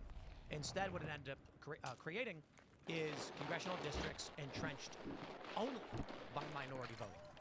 With this, there is now an expectation that Democrats will not be able to take out the House, which is historically, let's just say, anomalous.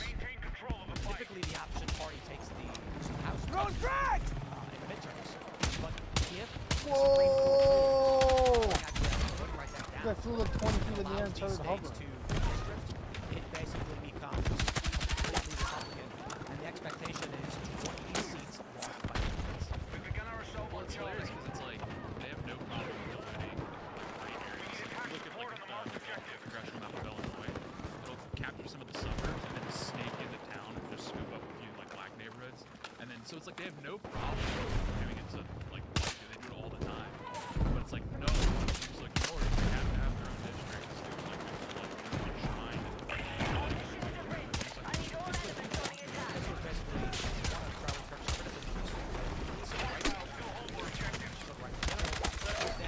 The intent was good.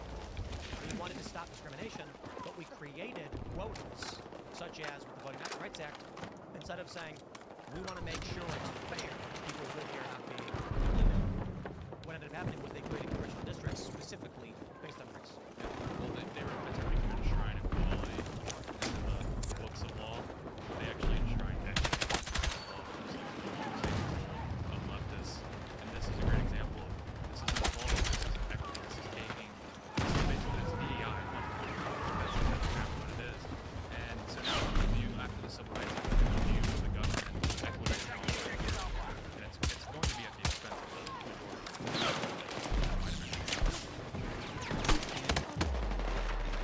Equity for equity's sake is actually like it's abhorrent to the Constitution. It supports all of the laws that have been passed up until the Civil Rights Act.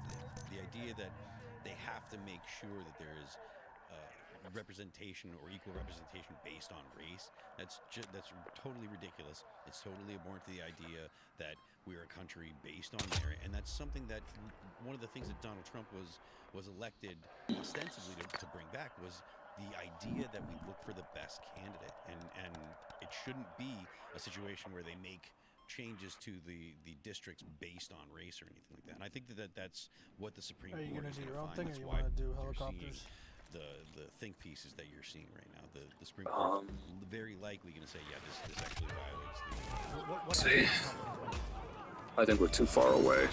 Well, I mean,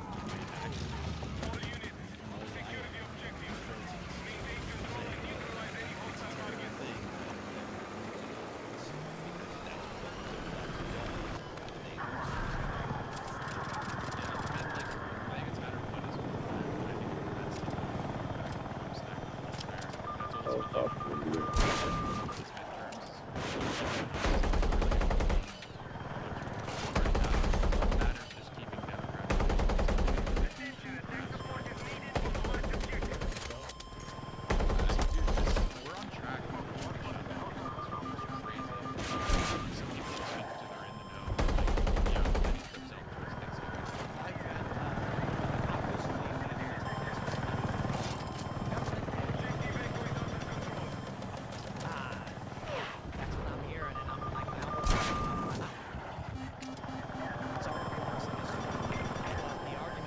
shit.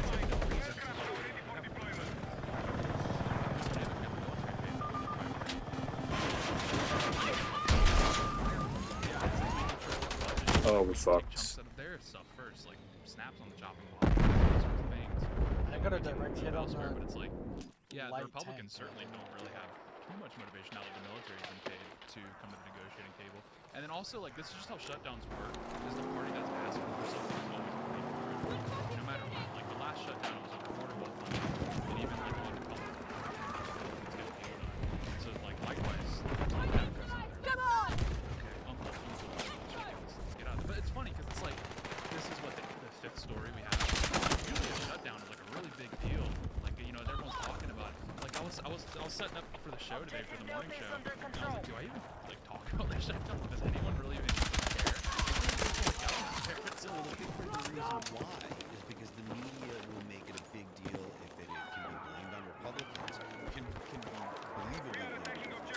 If not, the media just doesn't need to talk about it, and then most people will go about their days, and most people won't really notice. Yeah, well, I think it's also just like the stories that have been like in the zeitgeist for the last few months have just been so insane. It's like talking about the shutdown really feels like coming back down to earth in a lot of ways. And because there is a lot of press activity, but it's just like there's not really a appetite for it at the moment. It's like, hey, we just saw like Charlie Kirk get shot, like a lot of different things going on, and then we're gonna like come back and talk about like discretionary spending. It's just like it used to be a panic non-starter in the news. Oh yeah. Oh my goodness, it's gonna shut down. Yeah, like unfortunately, I started listening to NPR and stuff just to like see what they're talking about. And yeah, when they're discussing the shutdown, it's just like, yeah, like Speaker Johnson had this to say. I remember the first one, they were like, oh my gosh, we're gonna die. I think the crazy thing is, I'll be driving my Tesla. They're not like, hey, it's just like I can't believe how long they are being shot. It's intentional. I cannot believe that a journalist who access to it doesn't know some of these things. They talk like that. Contact! Enemy tank! Gonna need IT! Develop a certain NPR voice. It hypnotizes the audience. So millennial accent. Michael Malice always says, try explaining to someone what it's like. That's what it news. So like this thing happened. Not wrong, but lying about intention. Look at when Graham Land was we were talking about the IT crowd. Playing this clip really long where five guys talking about these guys. And there's a sticker stuck in the window. And when the Chinese guys are walking up, they're like, this guy's like, why are we talking this fascist? Bob Ted leans up to the window and he starts waving like this. From the other side of the window, they see him with a little square over his nose and he's throwing his arm up. And one guy turns around. And then Father Ted goes, why are they leaving? They're leaving right now. They haven't come here. And then from the window, he's, the funny thing is, so we all, and I said, it's very similar to what Count Dankula when he had his pug doing and then Graham said that he piled on and attacked Dankula. I genuinely believed Dankula was like some white supremacist guy. And so he's like, and then I said, I asked him like, when did you realize? And like, when did you change? And he goes, when I eventually figured out that every journalist was lying. Every single one. That's how insane it is. He said, Dankula was probably inspired by Father Ted. When he made that joke, it's like, here's a guy who probably watched your show, thought it was funny, wanted to be like you, or was emulating jokes. That's what they do. That's what the media buys.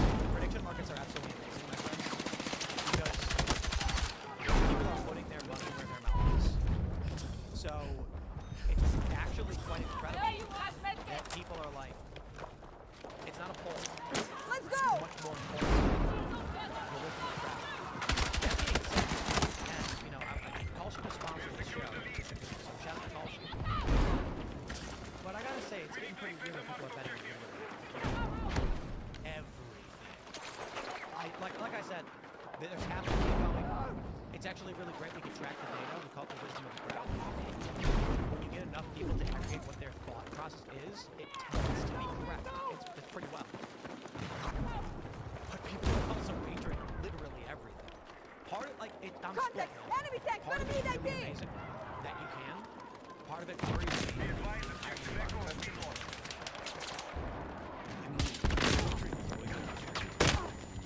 Put it in everyone's cell phone. Fuck! Need a medic! With easy access to their bank account. Right there. To be honest, while I'm not a big fan of where my principle, there's the liberal versus conservative argument on something like this, and there's two versions of each. The conservative argument and the liberal argument.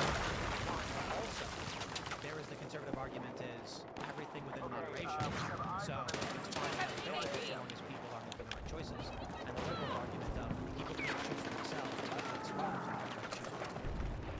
So when I look at this stuff, I'm torn quite a bit on it, but I'll tell you, when I play poker quite a bit, most of the guys that are playing these games are playing at stakes. It's not a big deal. It's not going to negatively impact your life. Most people who are drinking are not getting so drunk that they're destroying their lives. And then it's fun. You know, so I like the wisdom of the crowd. These prediction ones, I think it's extremely informative. It's very popular. The concern, I suppose, then is only if someone is negatively impacted by it. Let's go! Sports betting systems have always been more concerned over the actual integrity of the sport rather than like protecting the consumer or whatever. It's totally vindicated because it took story after story of NBA players taking ridiculous actions on the court because they know what money line is. You can literally just watch the game and they're just taking shots like 10 seconds ago. That makes 0 sense. They know what the money line is. The guys in the crowd tapping heads. It feels like mafia, like 1920s baseball. Like it's so crazy what's going on. But it's like, I think the people that were like highly skeptical of, rolling back the sports betting bans have been totally vindicated. It's totally ruined the integrity of sport. There are some poker streams, and people love watching this stuff. But there's one where a guy bet his entire net worth. He was out. He was playing. You do not do this. This is wrong. And anybody encouraging it is a bad person. So typically what they say is if you're going to play poker, you need to have 40 times your buy-in, something like that. So you have bankroll, meaning don't play this game unless you've saved up 40 times. You know, look, if you're going to a table and you're going to put $100 down on a low-stakes game and just hang out with your friends and have some drinks, like, just have fun. In all things, moderation, in all things, responsibility. So I'm not one to say we shouldn't allow people to do something. I am one to say people need to take personal responsibility. But, man, there's this one video where a kid, he won. He put his entire net worth on the poker table and was playing. And that is very dumb. We're going to go to your local rants. Show with everyone. Become a member of our Discord server at timcast.com. Check this out. Go to timcast.com. Click Join Us right here on the left. And you can get a membership for the Discord community there. Look at that, we had Tate. There were 2 communities.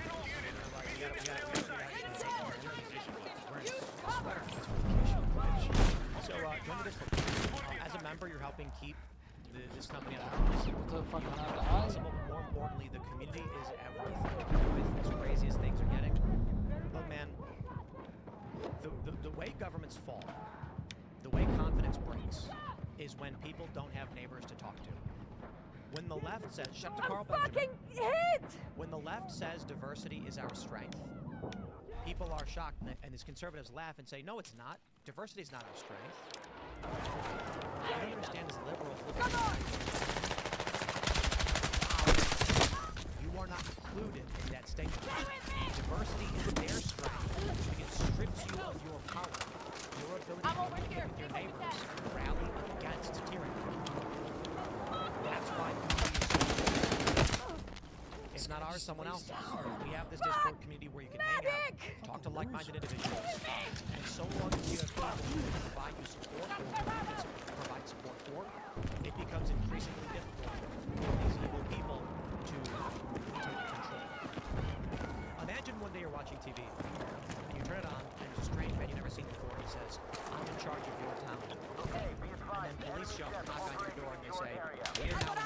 as we say, we want you to put this pride flag on your house.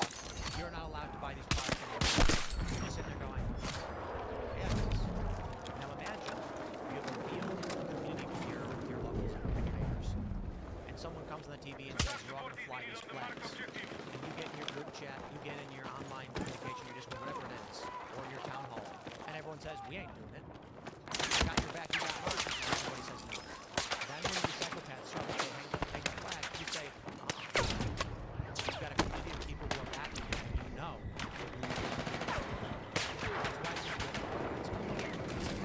Check it out. Smash the like button, share the show. Let's grab your rants and super chats. CJCV says, if the tree stand was a message, wouldn't there be an engraved casing or something? The left isn't anything but sun. Always love the shirt, Phil. If the FBI created that tree stand, it would be amazing.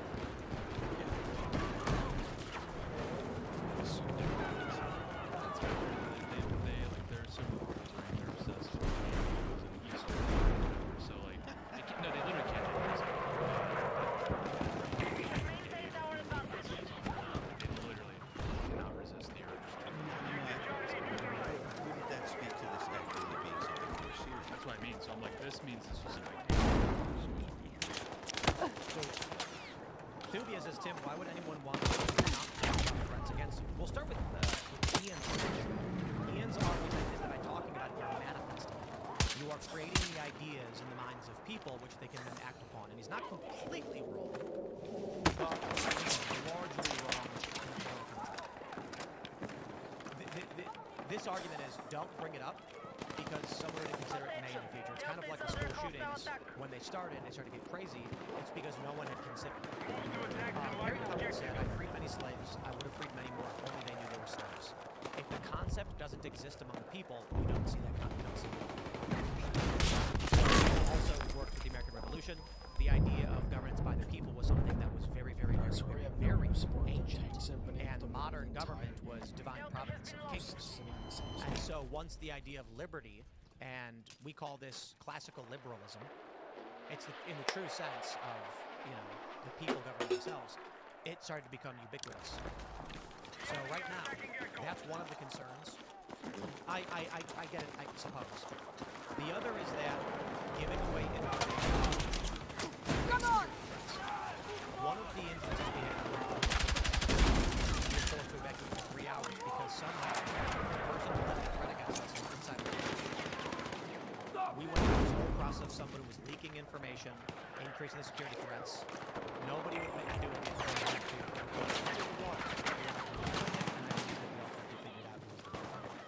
The leaking stopped, and it stopped. So, somebody called it a threat. I did bad thing, but bad thing could affect literally any building at any point. I need a medic! Someone calls in and says, here's personal private information. Here's how I did bad thing. Security comes to us and says, is personal thing true? Yes. Okay, this person has insider information they shouldn't have. Get out of the building. Because they can't have that information.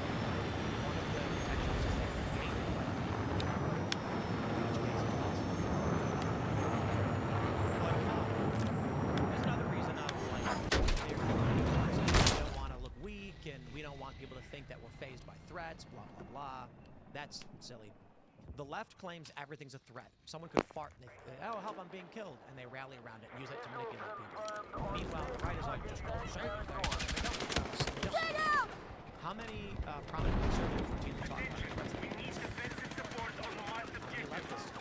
Bullets, man. Yet the left can go down Hassan walks around. Fucking retarded, man. Gives those videos go out and walk around. Wow, I can't do that. That's crazy.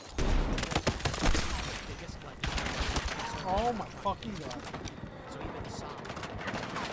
I'm sure he has some.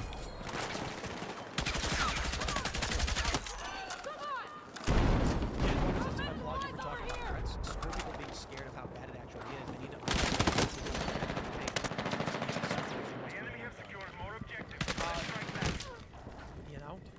there's fears that if we said, oh hey, we have an event coming up, people are threatening it, people won't come.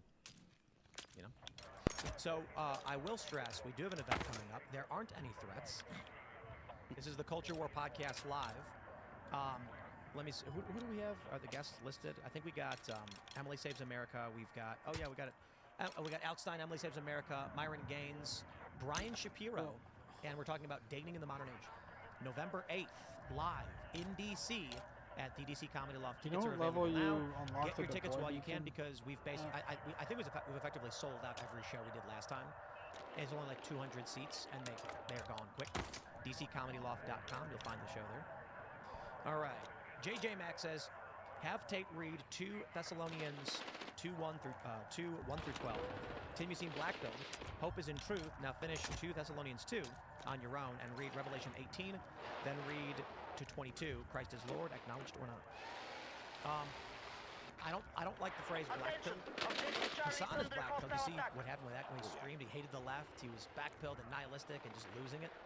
Because people, dude, the dog thing was, I guess, like prominent streamers showed up to TwitchCon dressed like Hassan.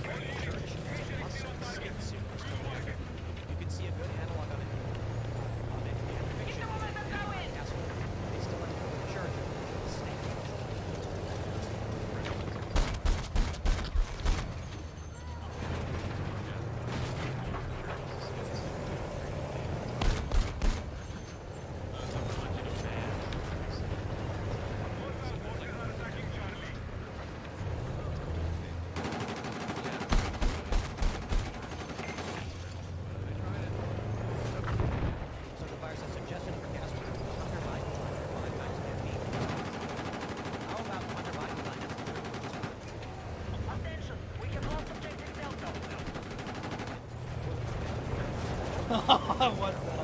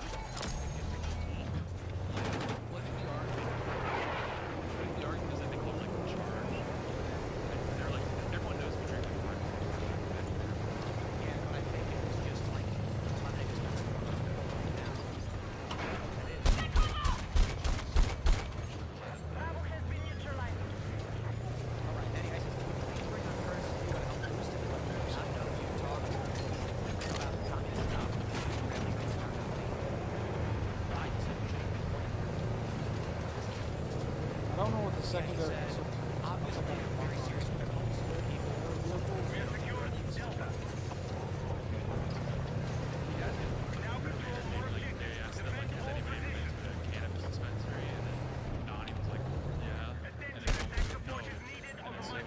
I got shot 3 times, and he just went to the store. He's got a wild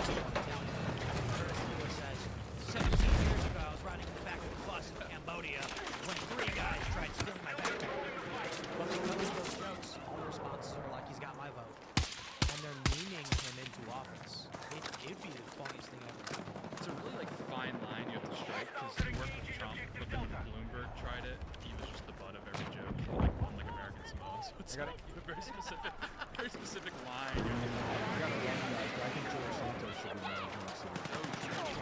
He's here in every type of leader. So, Fuentes came cold on us. He had something come up, and he wants to reschedule. I gotta be honest, it's no beef. He just said that, you know, these things happen. And I feel for him. Right away! So, he's really hard to book. Hey man, he doesn't know us anything. And, whatever. But with that opening, you were able to move somebody, and then I guess George Santos is going to make his free. The Divas. See you guys later. Thanks for having me. Please join us at Inverse Live on YouTube. We'll be live at 10 o'clock. 10 minutes. Talking about our new fake moon. We're going to talk about Avi Loeb, Harvard professor who thinks the Atlas is coming up. It's an impressive probe. They say there's always rumors of it behind the scenes. And we'll take calls till midnight. So give us a call. See you all.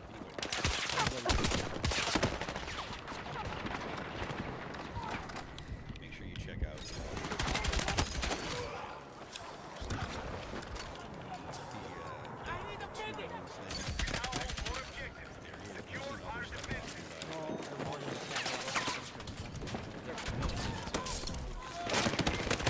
Oh my God, you're dark. Oh, that like got caught. Absolutely shit. There was conversation like China wanted to launch a satellite. Let's move. That would like mass amount of launch like a big wheel or something. Oh yes. And then it would look like. I mean, you know, guys, it's better than blocking out the sun. You know the story about how Colorado in LA in the 90s, and then everybody started calling the police, reporting something in the sky. They'd seen the Milky Way for the first time. That's crazy. It's all crazy. You can, like, even around here, you can see it. That's what I'm saying, like, out in the country, and we're not even that country. During a new moon, it's pitch black. Yeah. It's, during a full moon, there's moon shadows. Cities are, it's been a while. And I know that people out there being like, no, come on, people from cities go out the country. Dude, people in LA called the police because they didn't know what the Milky Way Contact! was. Enemy tank! Gonna need ID! Enemy tank spotted! Like, it is difficult to get to a place where there is no light. Like, LA is such a massive sprawl. You know, at least the time.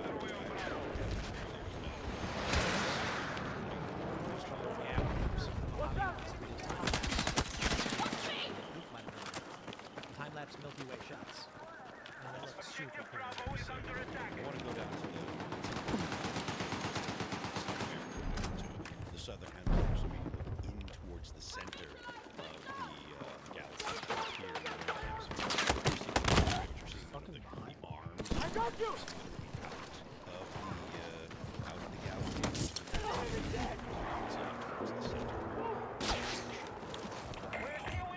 David Perkins says when it comes to Democrats, Ice Cube said it best in Boys in the Hood. They either don't know, don't show, or don't give an F about what's going on in the hood. Yep. Cloud Campbell says FEMA could be so reason to box the donations with Democrat Party stickers. Reason to box the donations with Democrat Party stickers. Did they do that?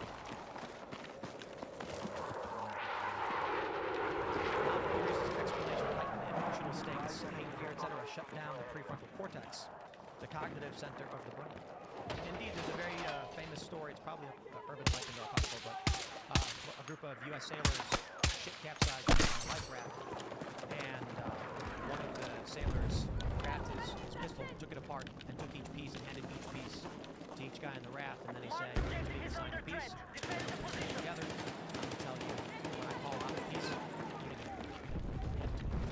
And then it's credit to saying the anagram from fear mode and put them into a logical by taking apart the weapon and putting them together.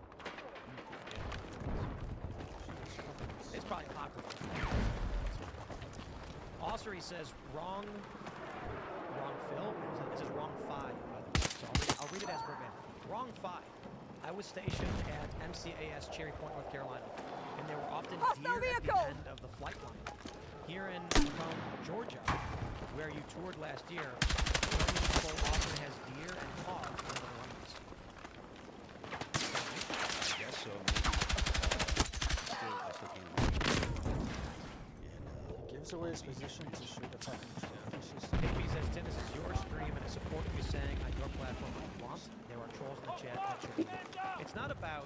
It's about diplomacy. So people come to me and they're like, hey, Tim, we should talk about these things. Don't make it public because we don't want people to think this. Like, I'm not talking about anything pertaining to matters of public interest in the sense that, hey, there's a chemical or a product. No, I'm saying, hey, the security stuff is going to freak people out. Just, it's going to make things worse.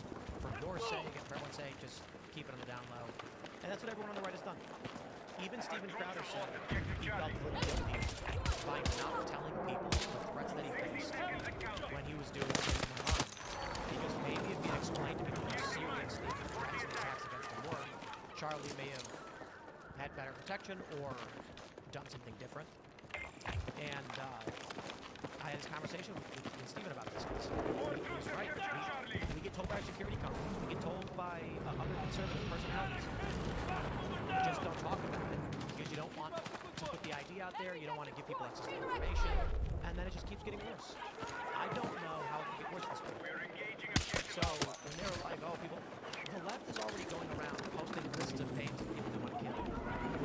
Myself and many other conservative personalities posting. The fun is, I am a conservative, but people basically mean like,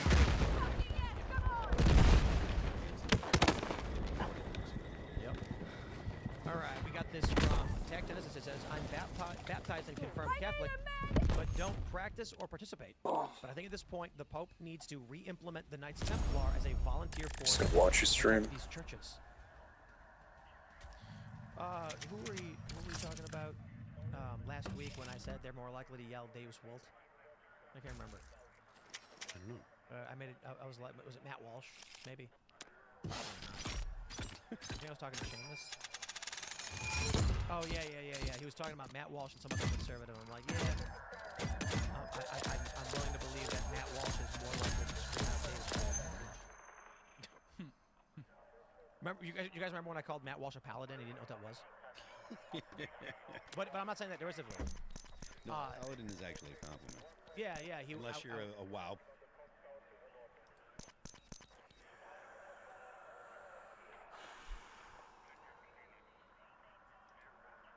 Dream of good food.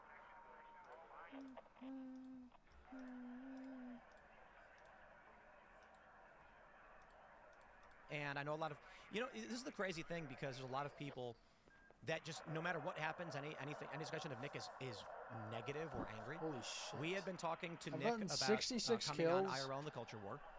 with the M277. 66. I said this is fantastic. And 30 of those kills have finally going to have him on That's a IRL specifically. insane And then percentage. I think it was yesterday he said he had a scheduling issue came up, something rather important, and we'll just reschedule. And we were like, yeah, no problem. Like, that was the end of the conversation, and we're getting people being like, Tim, cancel Nick. And I'm like, guys, calm down. They're Spurgs. Well, you got the phone call. That's what happened. We got the phone call. Do you see Marianne Williamson tweeted that, quote-unquote, MSNBC got the memo? And it's like, she deleted it right away because I think, there's an implication there. But anyway, Elad's hanging out. Good evening, everybody. I'm Elad Eliyahu, the White House correspondent here at Timcast. Good to be here, and it's good to be here with you, Tony. Yeah, we were just talking. The last time we saw each other was at CPAC, what, 3 or 4 years ago? It's been a while. I wanted to say before we get into it that I deeply admire your work, and I feel like your type of journalism, real journalism, where you actually, look through people's finances and keep up with the candidates who run within the state, is invaluable, and not enough people on the right are doing that reporting, and there's a big opportunity for people to do that on the right, so I commend you for your hard work. But enough of that. Phil. Hello, everybody. My name is Phil Labonte. I'm the lead singer of the heavy metal band All That Remains. I'm an anti-communist and a counter-revolutionary. Let's get into it. Here's a story. We have this tweet from Harmeet Dillon.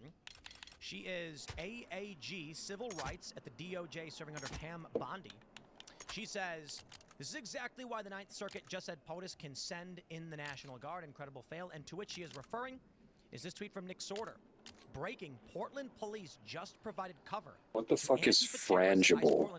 who were beaming spotlights in DHS agents' eyes and shielding them from Maybe DHS. Portland police are literally aiding a terrorist group.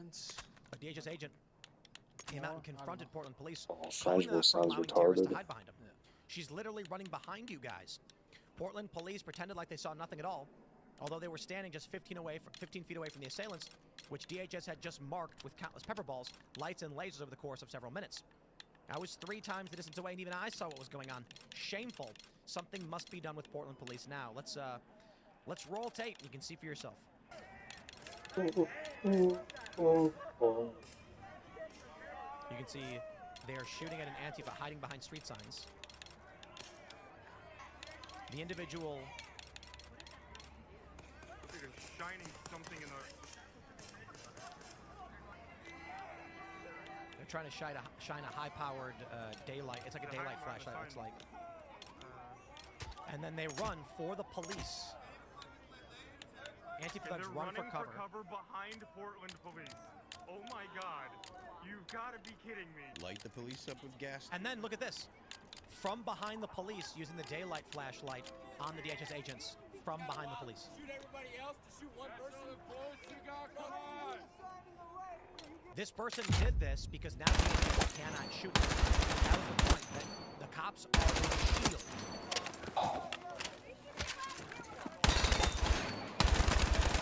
DHS wants Portland police for covering for Antifa.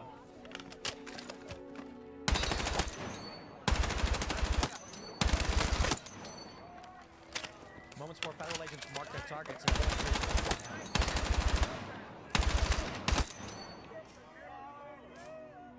Portland police lied. Again, they watched federal agents get beamed by Antifa and protected the assailants.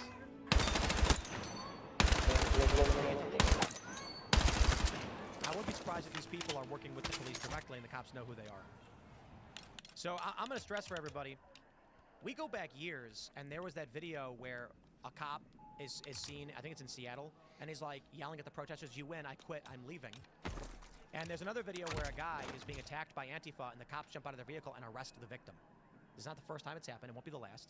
We saw Nick Sorter, as well as other conservatives who were just on the ground filming, get arrested. And it's because Portland police are the same as Antifa. Now where this goes, your guess is as good as mine, but I think most people are probably looking at, you know, we're asking the obvious question, what happens when a police department is Antifa? Do you remember during COVID, but prior to COVID, people were like, oh, cops are like naturally right-leaning, there are guys. And then COVID hit, and who was enforcing all the lockdowns? Who was arresting everybody? It was the cops. Like, at the end of the day, these guys have jobs. They take direction from the top, whoever the top is, whether it's a lefty or not. And they carry out orders, and they want to go home. They want to pay their bills, and they're going to do whatever is told to them. They're not going to hold honor to police would respond to pepper balls just like the protesters or rioters. 911, what's your emergency? He's acting crazy.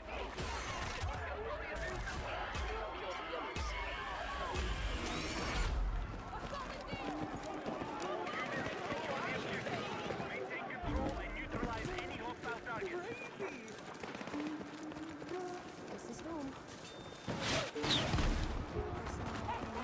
This is bad. My hand? Shoot my hand? And now he's part of our family. Happy. He's getting cute. Attack support is needed on the marked objective.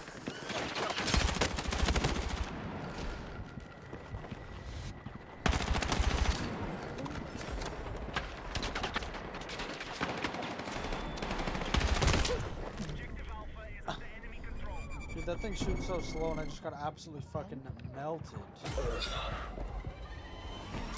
There's something wrong with Ben.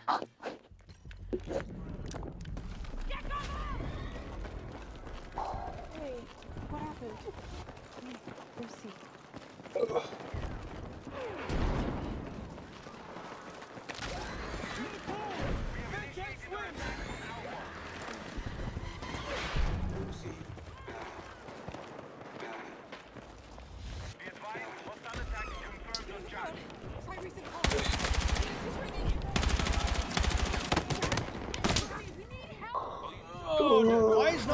up top! My God.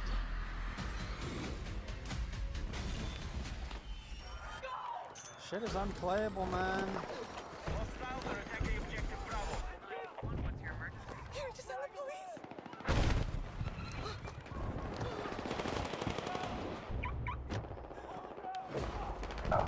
Everything that can run the game. These fucking teammates, bro. We now control objective Echo.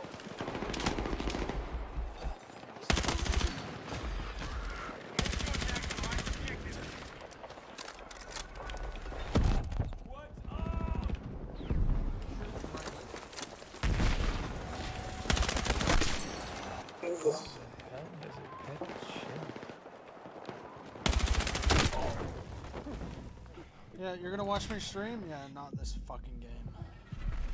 With that yes to credit from Capital One, I was able What to happened? rebuild the country that I want. I'm proud that I can financially support myself. Getting that yes Fucking team allowed is just me camping. to be optimistic. No one, not one person on our team has gone mid-map. During, you know, maybe No 5, one 10 has years gone ago, second level on the that fucking typical, building. mentality of people on the right was back the blue no matter who. That actually does not make sense.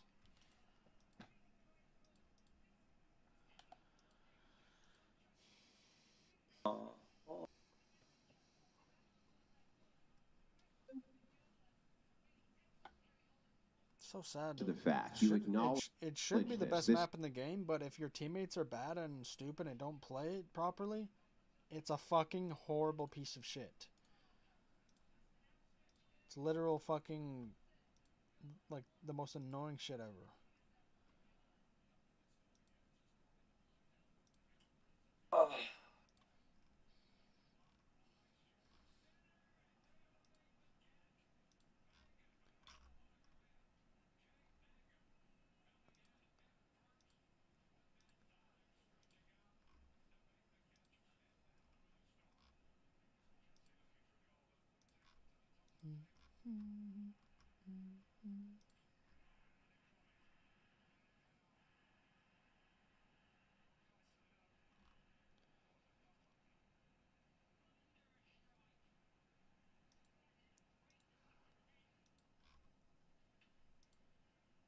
Oh.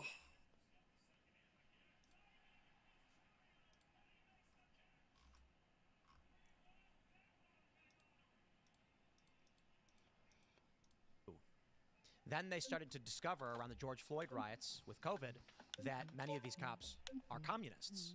And I mean that somewhat derisively. Many of these cops are willing to march in lockstep with communist edict and shut down churches. And you had one instance where in New Jersey, a woman was forced to close her store by mandate. And so she started live streaming her store on her phone on Facebook. Cops showed up and said, "Stop streaming." She said, what are you talking about? I'm not even open. And they were like, "You're trying to sell products." So it clearly wasn't about COVID lockdown. It was about shutting down commerce and economics. And the cops with smiles on their face did it. You had Attila's Gym. Local cops from that town were like, "No, we're not going to shut it down." So they brought in other cops from outside and they said, "We'll shut you down." Then all of a sudden, people started to drop the mentality of back the blue no matter who. Maybe some cops are bad people. Yeah, the back the blue thing, it's kind of a scam because they lean whatever they want to lean, and they take direction from whoever is paying their salary. There's a serious issue with police departments in our country, mostly in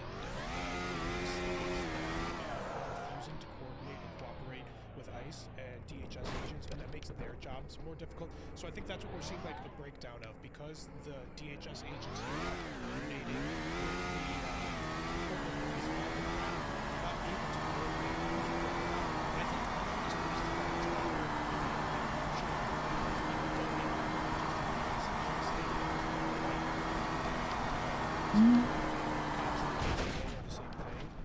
as far as these leftist protests are concerned. So we need these police departments to cooperate and help ICE, not kind of be an obstacle in their way. They're trying to stay in the good graces of what they believe are like leftist activists and the community, but I think they're totally wrong in that belief. They're going to be hated regardless of what they do to placate the protesters or the rioters, because the left hates any type of law enforcement overall, just broadly.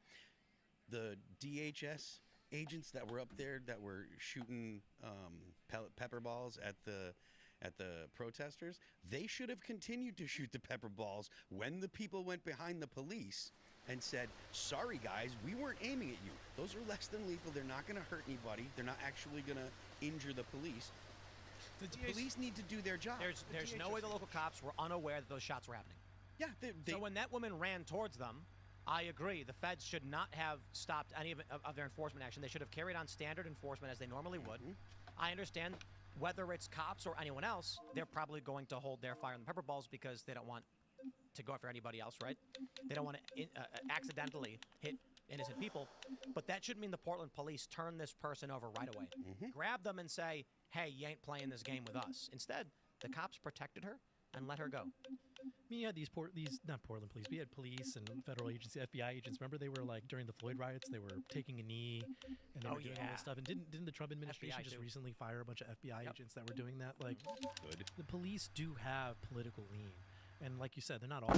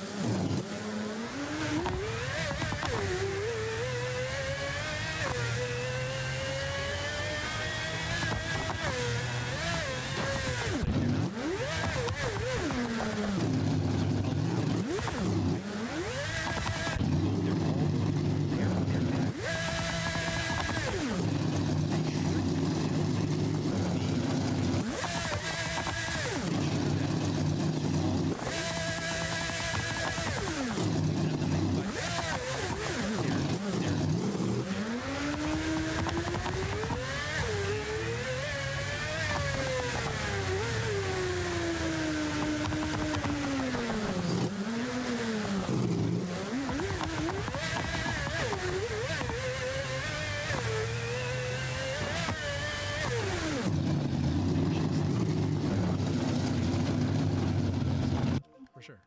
It's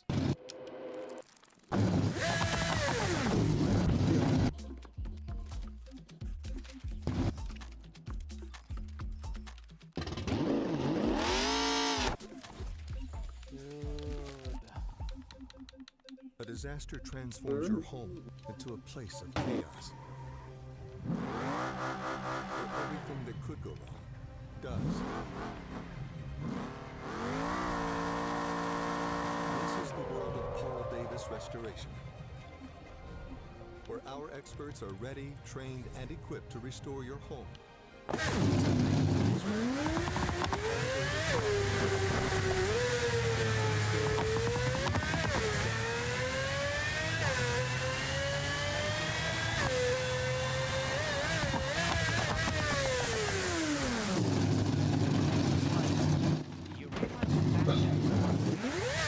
Where is this supposed to be?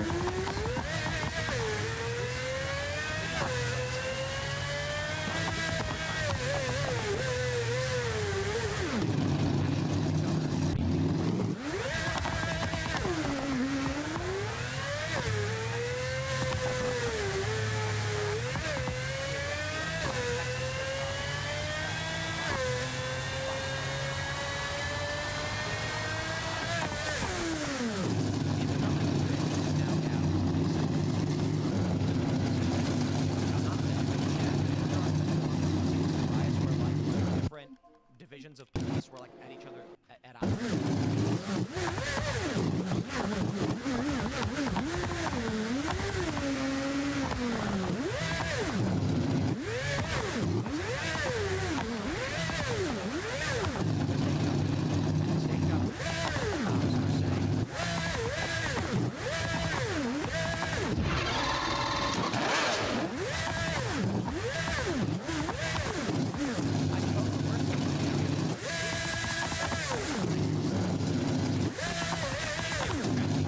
Now it's like, I'm not stepping aside.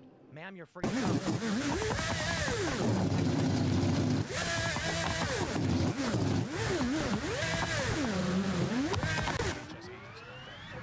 Insurrection. That's literally what is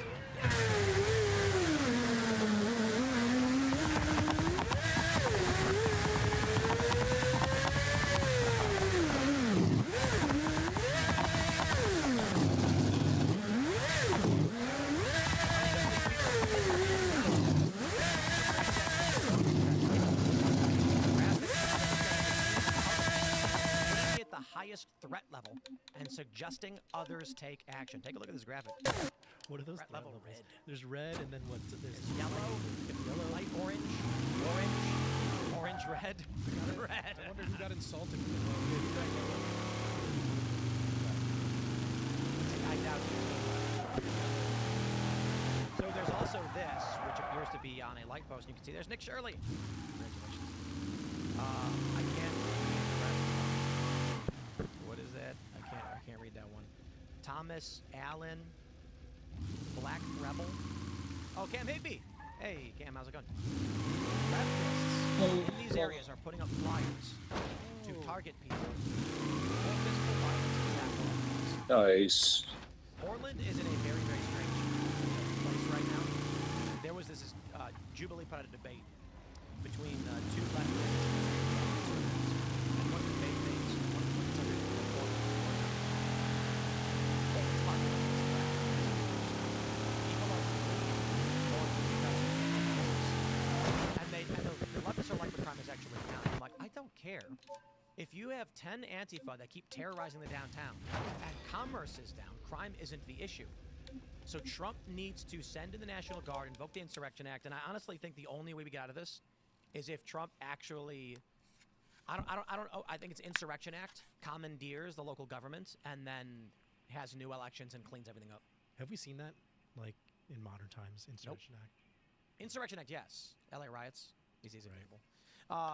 We had the National Guard sent in, I think it was Obama in Ferguson during the Michael Brown riots. But the bigger question is not so much whether Trump will invoke the Insurrection Act, is whether he will go in, remove a mayor and governor from power and their assemblies and their council and say, it is time for a new election because this is criminal, this is corrupt. That's the only way you get out of it. What's going to happen? The feds are going to keep saying...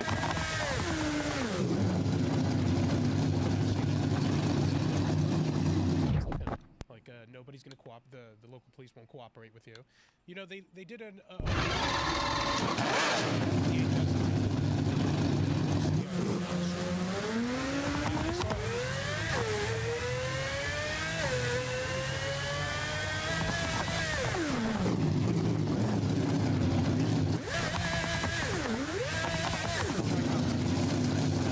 from other law enforcement activity. They're not going to protect them. They're not going to collaborate with them. And if people come and protest and riot against them, you know, they're just going to, I guess, stand by. I'm over it. Take them over. Like, guys, this was what Sam Hernandez was covering this. It's like a, what was it, like a black market thing going on? On Canal Street in New York City. Canal Street's...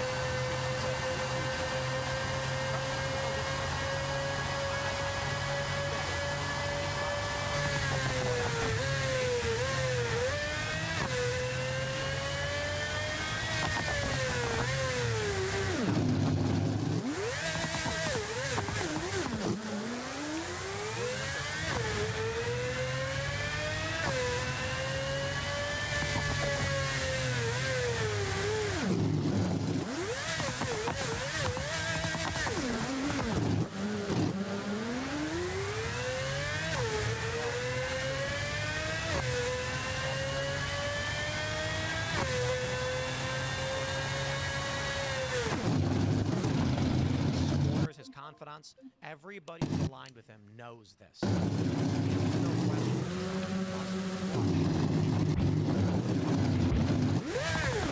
I don't think Kevin Pratt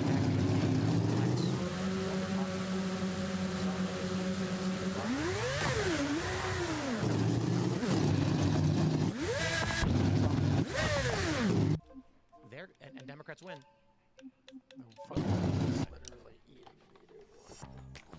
Ready to enter your digital marketing era, but don't have a 25th hour in the day to figure it all out? Let Constant Contact help you scale that mountain. Our digital marketing platform... And it's not an exaggeration.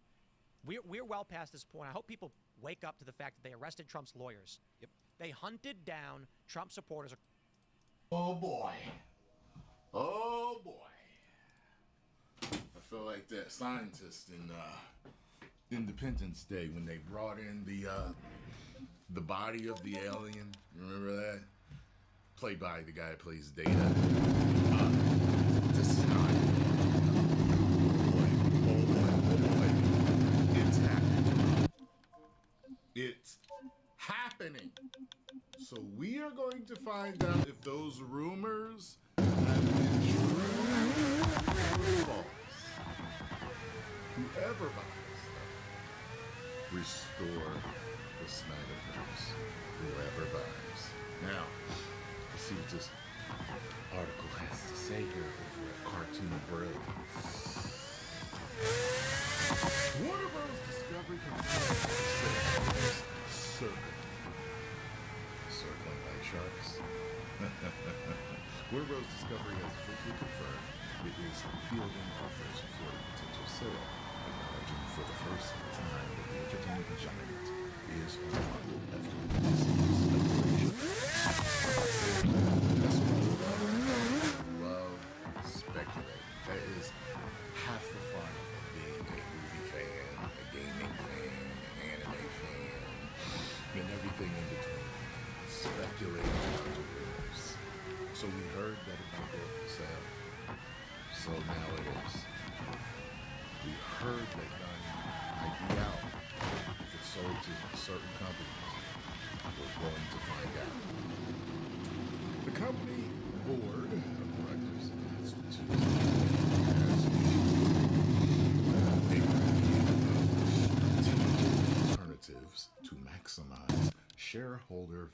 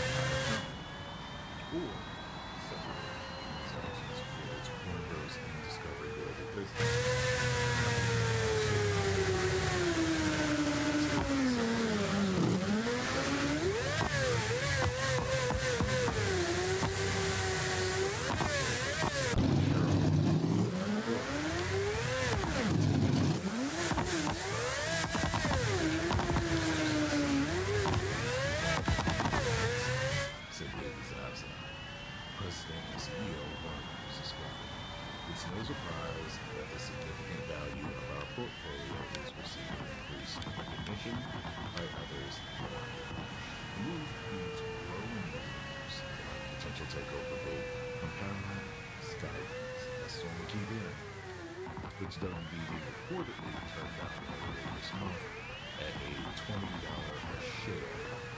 $20 a share.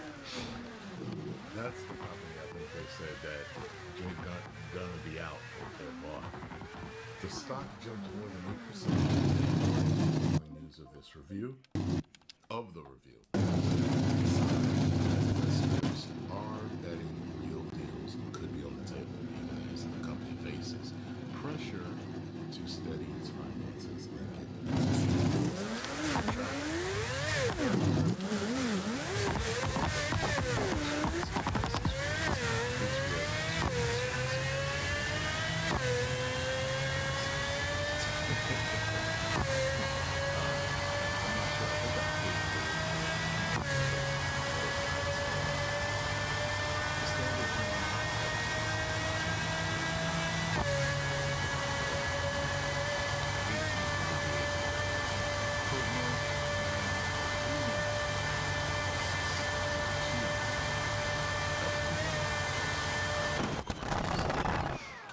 frustration from customers who have been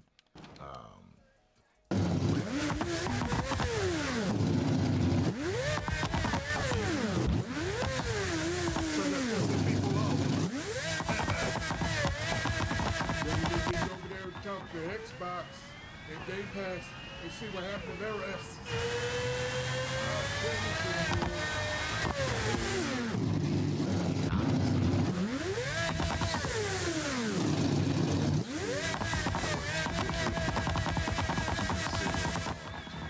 To determine the best value for our shareholders. Nowhere in today's release did the company mention what a potential sale could do to employees or customers. Well, it's on. So now we're gonna find out soon enough what was true and what wasn't true. We're gonna find out. And it's like watching a mystery movie. Ain't it? It's like watching a thriller. It's gonna happen. What's gonna happen? Stay. Snyder be greenlit to do something again. What's gonna happen? Will they both be there at the same time? No, is that how? Like I've been practicing for years. What? Is that how Paul Walker? Sorry. What the hell is this? I've never seen this before.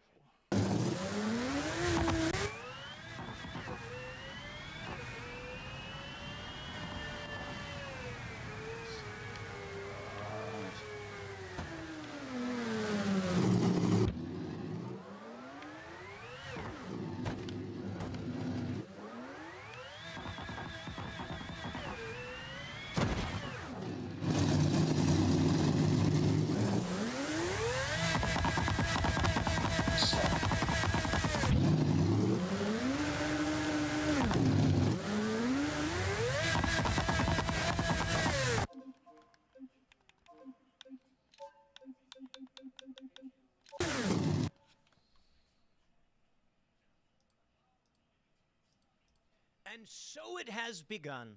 If you live in Canada, in certain parts, they're seizing your land to give it back to the First Nations Indigenous. Decolonization right before your eyes. Fucking And you know what? faggot won't play It'll happen here in Battlefield, the United dude. States. They will take your home from you, and there is nothing you can do to stop it. Fucking Now, hold retard, on, dude. hold on. I know, I'm being a dick. There's nothing you can do to stop it if the left wins. You can see it happening in Canada. The gist of the story is that Canadian cities said, you know what, after a court hearing, this land actually belongs to Native Americans, so your home is theirs. Sorry, did you pay for it? The left wants to do the exact same thing here in the United States. It's not about restoring land to its rightful owners, it's about stealing your stuff, whether or not you will let them do it. The funny thing is, a few months ago, King Charles gave Canada back. He did. Now, when you search for it, I love it. Google's AI is like, no, he didn't give back Canada. He just acknowledged that they were on. Yo, dog, you see the screen? Yeah. You see how my front wheels aren't connected to the car? Yeah. You see that? Yeah. That's it's pretty amazing, dude.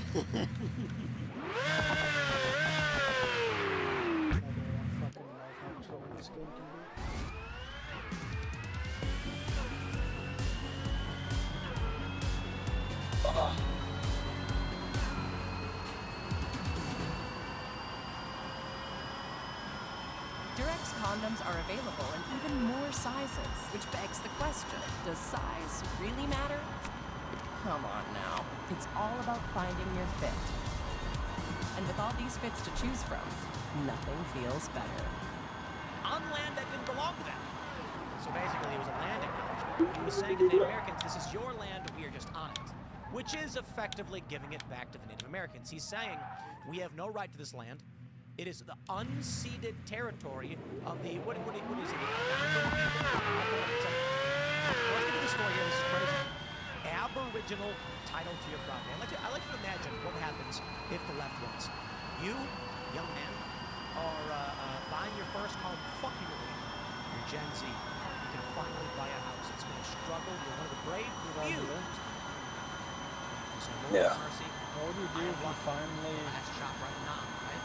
Because ain't no way Gen Z's buying property. Then one day you get a letter from your local government saying, actually, this house was built on, I don't know, Arrowwalk land. Are they still around? And sue. Look over. And then you're like, wait, hold on there. I own this house. Actually, this land is part of Native American territory as per a treaty, and we decided to give it back. Now, you didn't do anything wrong. They take the money or they take the house. Believing you have the right to purchase this property, and this is what they're doing in Canada. Not the B says. Canadian City tells disarmed citizenry their homes belong to Native tribes after pivotal court ruling. Ramifications across the country. Welcome to Richmond, British Columbia, a suburb of the Metro Vancouver. Because I actually don't think so. Did you work your whole life to buy the $2 million home in Vancouver? Too bad, your home is no longer yours. We have this image. Brittany says, I find the best lawyer I can. Someone's great-grandparents might have fished nearby 150 years ago. So the court says it's not really yours. Welcome to I'm gonna hire people to document everything, put it online, and expose it and see what happens from there. Tribes v. Canada made some very important decisions which could negatively affect the title of the property. A briefing paper prepared by the City of Richmond staff is attached to your records. If you look at the draft map attached to the briefing, your property is located within You know what? I the also London Green. this fucking faggot is gonna play Battlefield instead of fucking dicking around in this piece of shit game, dude. Fucking piece of crap. This was mandated without any prior notice to the landowners. The entire area outlined in green is claimed on appeal. You want me by the to Cowichan fucking want to First kill Nations. myself because of my teammates? Given the serious, I'll go. Yeah. Okay. The fuck do you think I'm watching for, dude? I'm here for entertainment. You understand? Fucking piece of shit.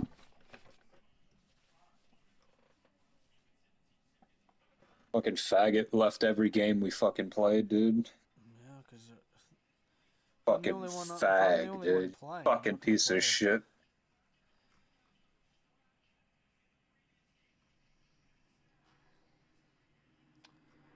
me just find something.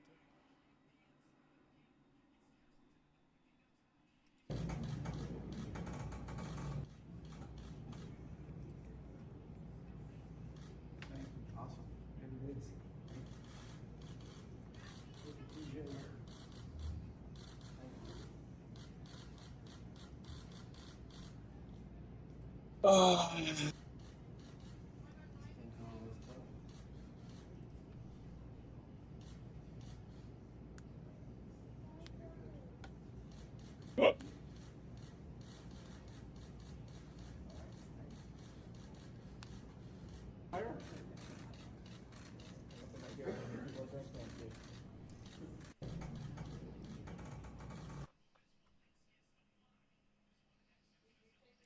Damn, dog, there's two watching, dog. Is there?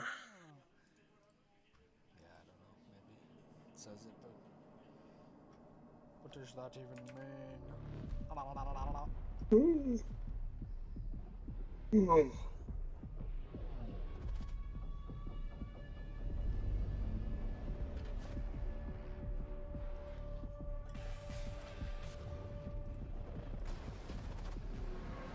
For one fan base, it was always going to be exceptionally painful.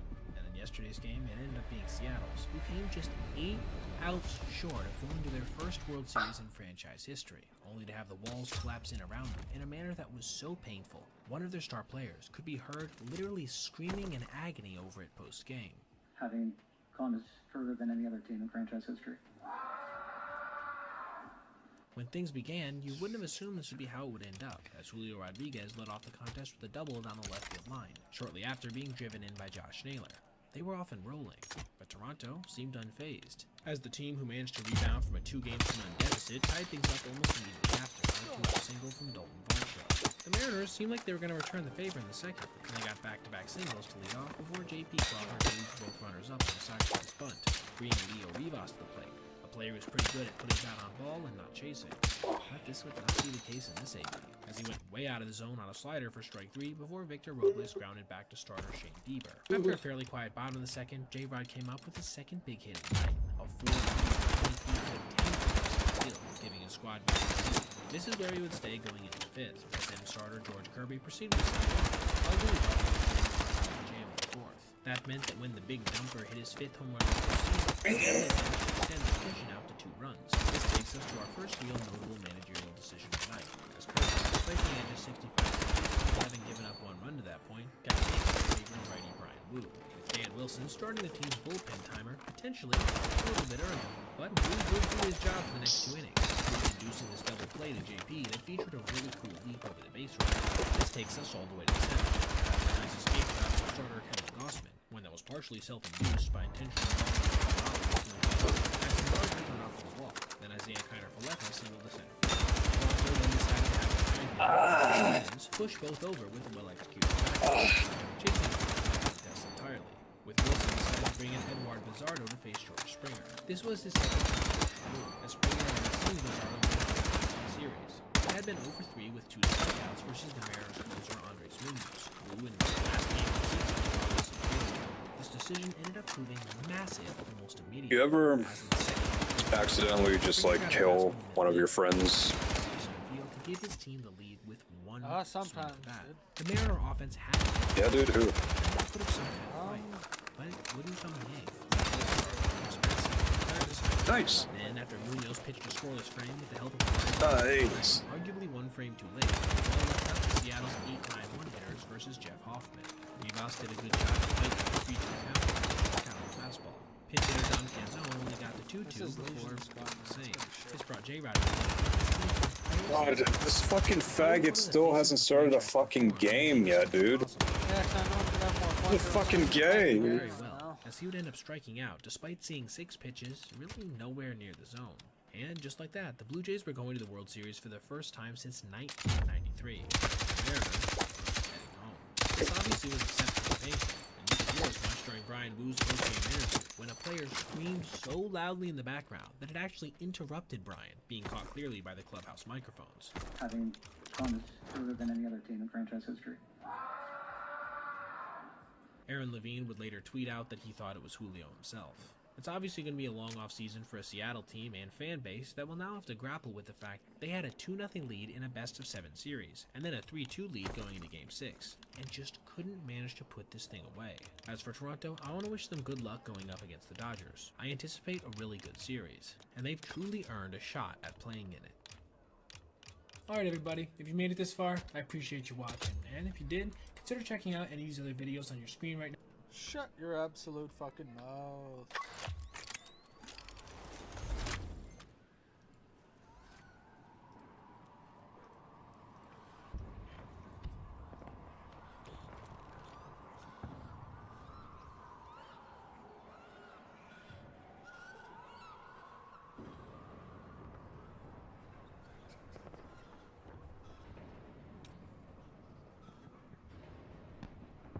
If I gave you a button that when you pushed it, it exploded every illegal migrant in the world, would you push it? Like explode them? Yeah.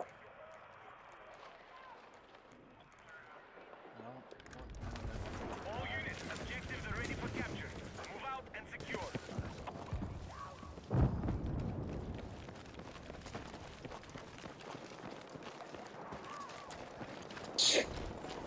But what if...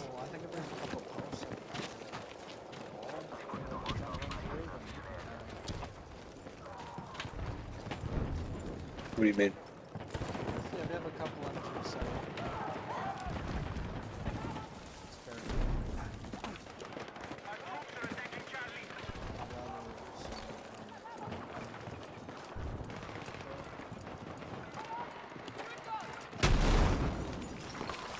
Frag grenade out!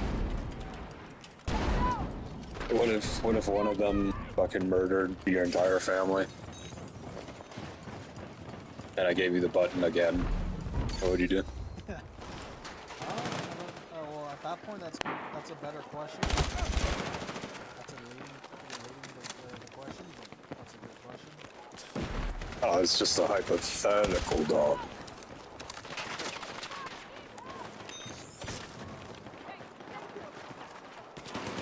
There's no witnesses, dog. Nice, dude. Can I go through the fucking door, man? I'd probably walk.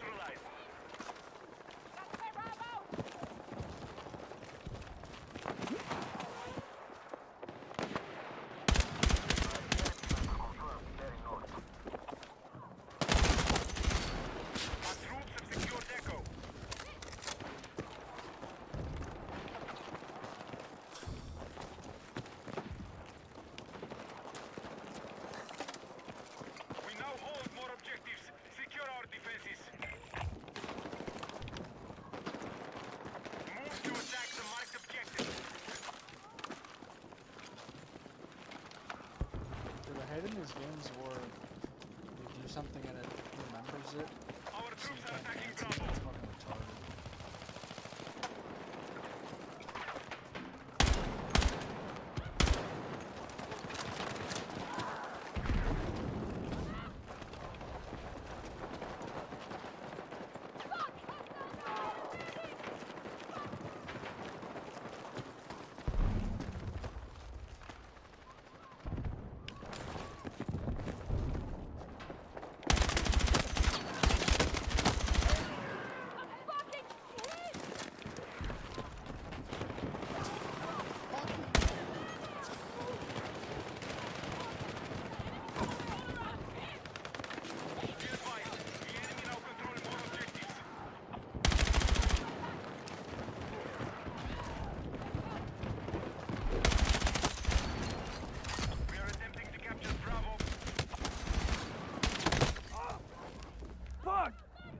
My fucking teammate was right there.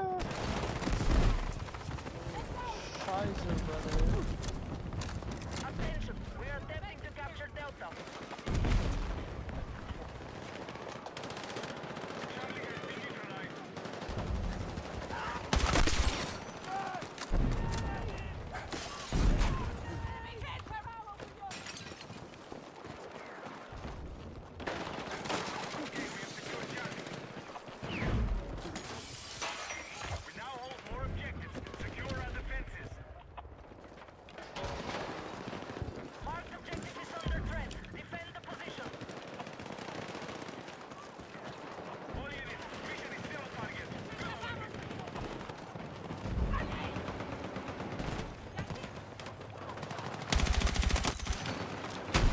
Oh, I didn't even fucking press it, man.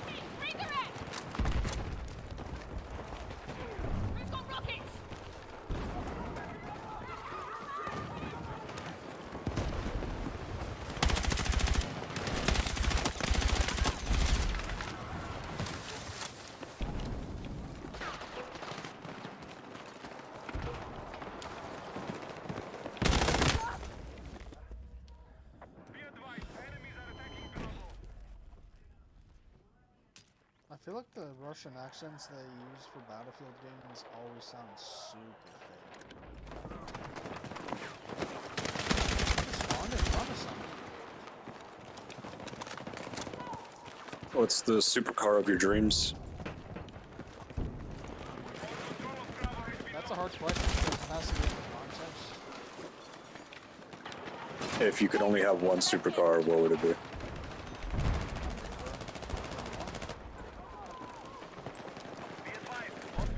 No, just regardless. So it's street legal if I will pick it? Yeah. We're attacking objective Echo.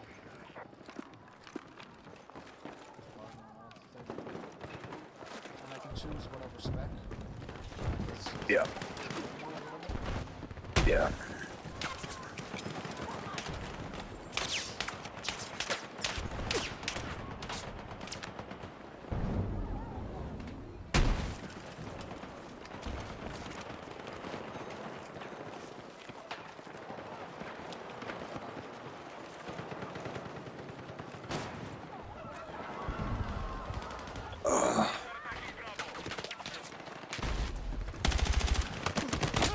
Of course they come out right when I want to jump over. Of course. Holy fuck, I hate that.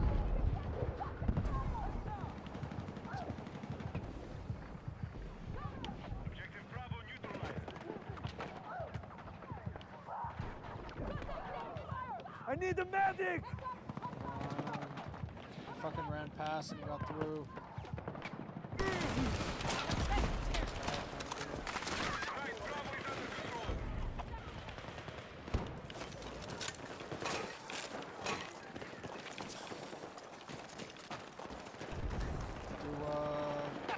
Anti-tank mines, do they go away after a certain amount of time? I don't know. I don't think so. The enemy still hold more objectives. We must take action. We are targeting objective Delta.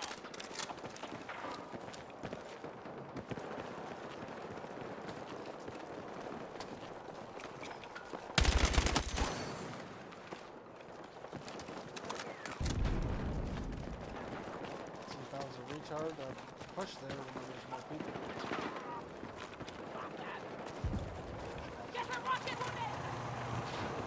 The enemy are attacking objective Alpha. We have secured more objectives.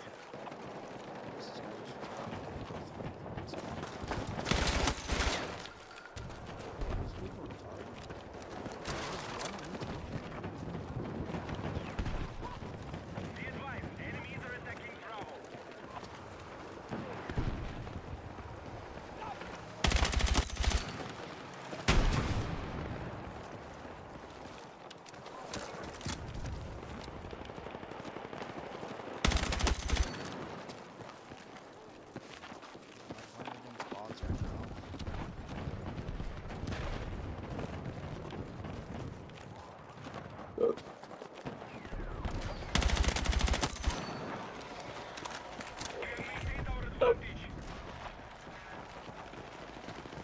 Hostiles now hold more objectives.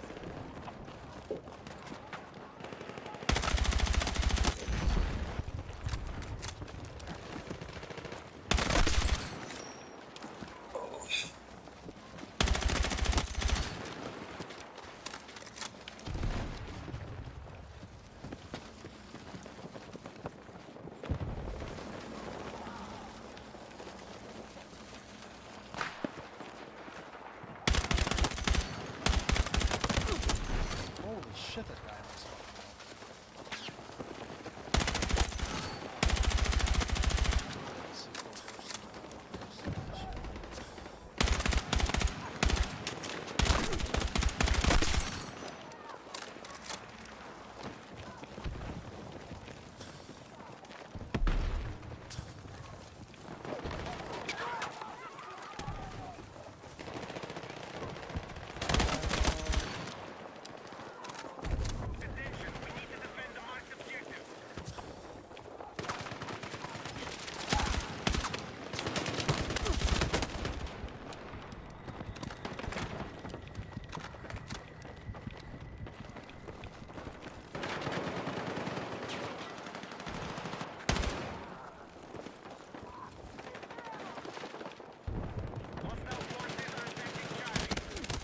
Dude, what the fuck is going on? Need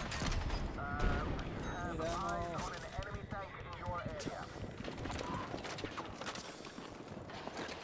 Who can smash them down? Oh, dude, what? Dude, I just had 8 bullets and I killed him. I turned on him. Brother, what am I witnessing?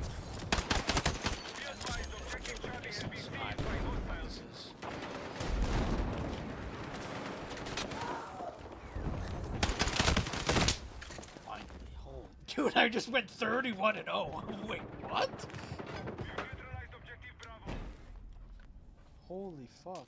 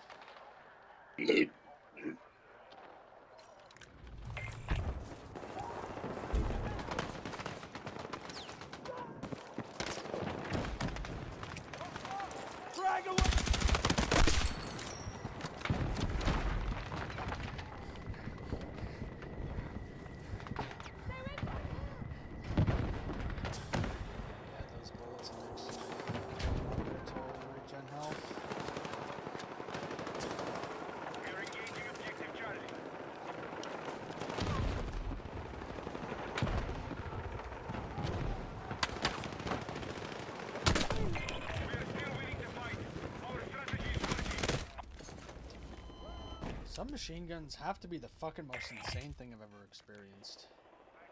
Holy shit, they're just beyond busted, dude. We now control more objectives. Defend all positions. We need defensive support on the main objective. You can't outgun submachine guns in this game, dude. It's not possible. We've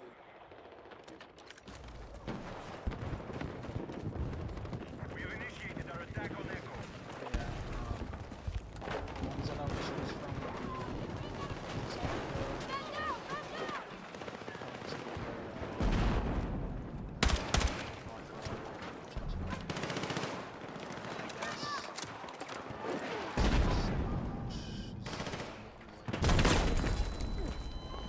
dude, I can't even get a fucking shot on it, and it's still hitting me.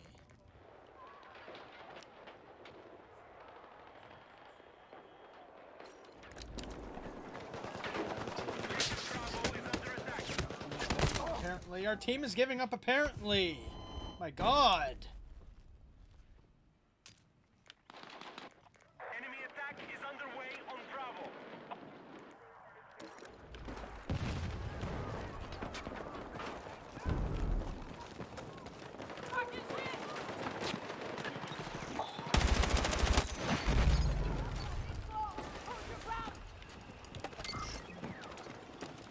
The enemy now control more objectives.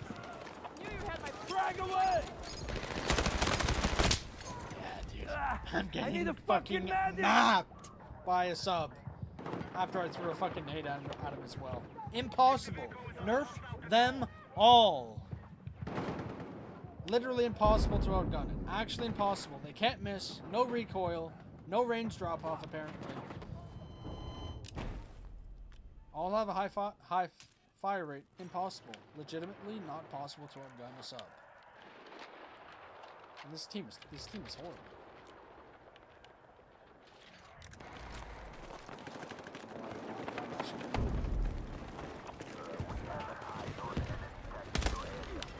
Drag out!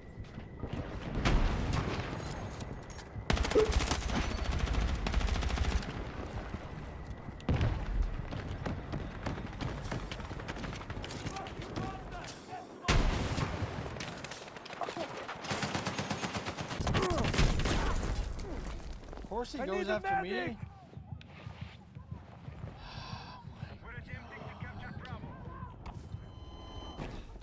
Do we not have a tank? Do we not have a tank? Do we not have a tank? Why did it spawn me at D? I didn't have the marker over D. It's okay. You're gonna have fun for half the game, and then the rest of the game is gonna be absolute fucking cancer.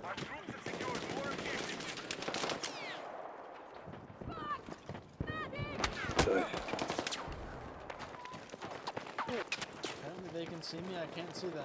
Isn't that fucking beautiful? Be advised, objective Charlie has been seized by hostiles.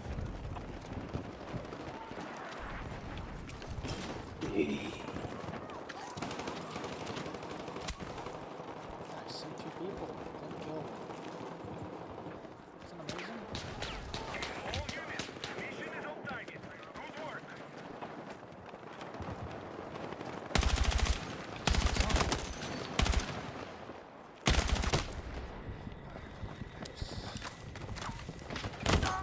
Nice, dude. They can just see you. No matter where you are, no matter where they are, they can see you. If you're on another map, they can see you.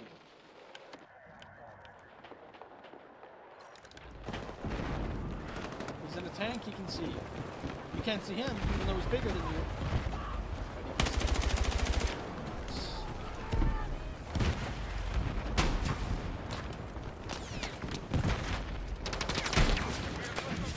Does that thing ever blow up?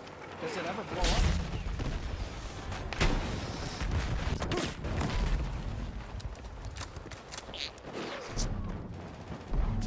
Be advised, the enemy has secured more objectives. Let's strike back.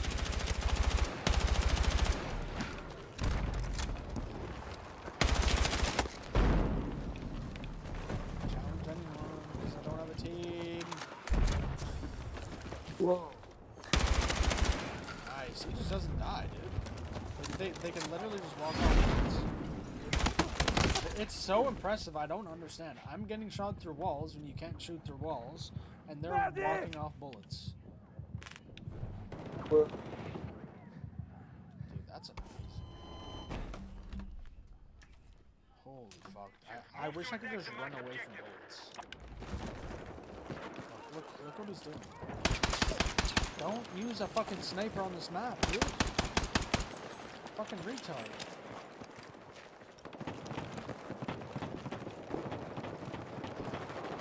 I've 30 kills in half the game. Since then, I've gotten like 5.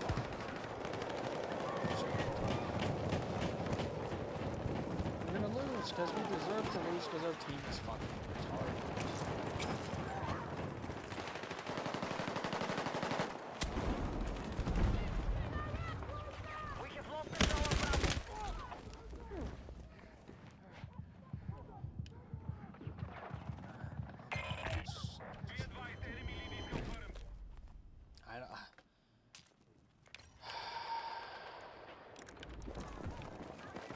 Dude, they really gotta ban people that are fucking this bad at the game, dude. I don't make them pay $10,000 to play the game and then try to.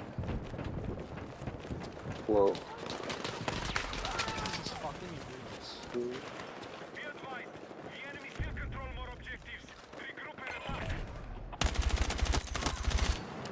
Be advised, we have experienced a mission setback. Refocus and fight back. Objective Bravo has been secured.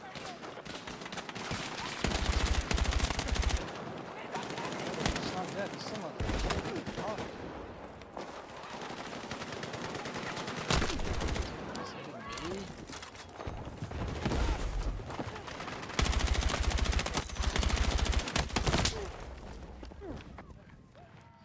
Okay, first of all, how was he hitting me through flowers, and why was he shooting at me when there were 2 teammates shooting at him? Why? Dude, these things just don't make sense. That's what would happen if someone was stream sniping if I had 20,000 viewers. Nice.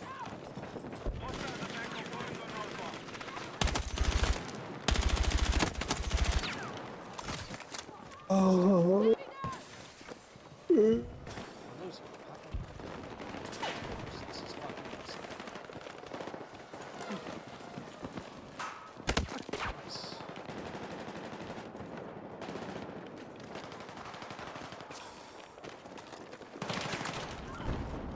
Defensive position is needed on the marked objective.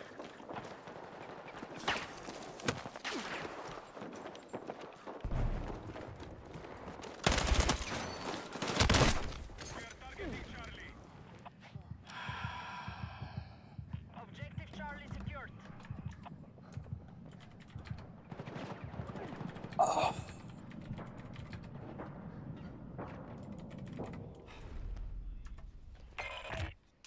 Maintain their advantage. We must gain control.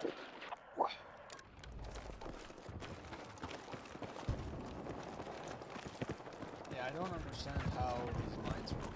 I've never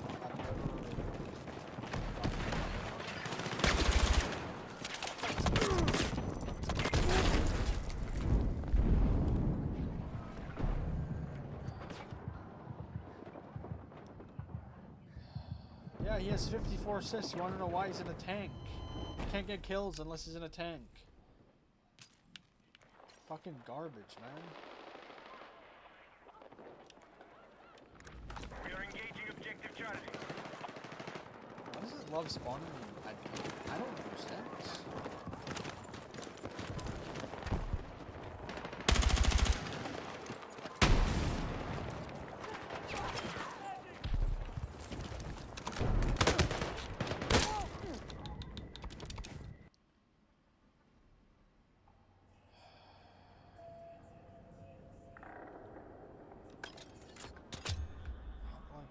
No wonder why I stopped playing this game. Holy fuck, man.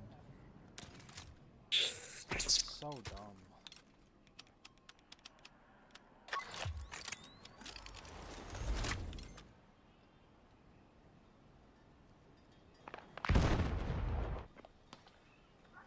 Oh shit, dog, it's Ridge 13.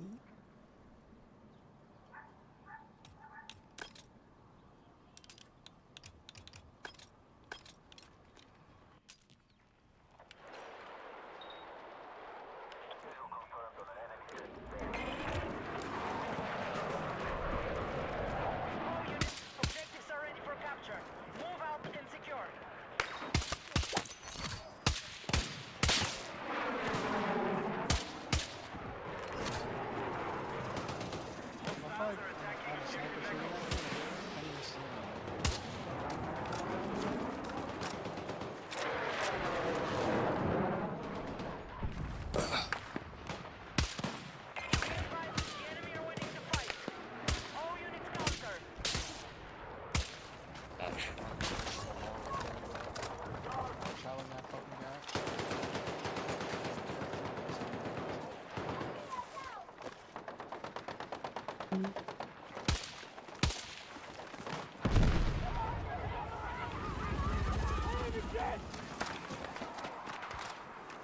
Attention, we're targeting objective Delta.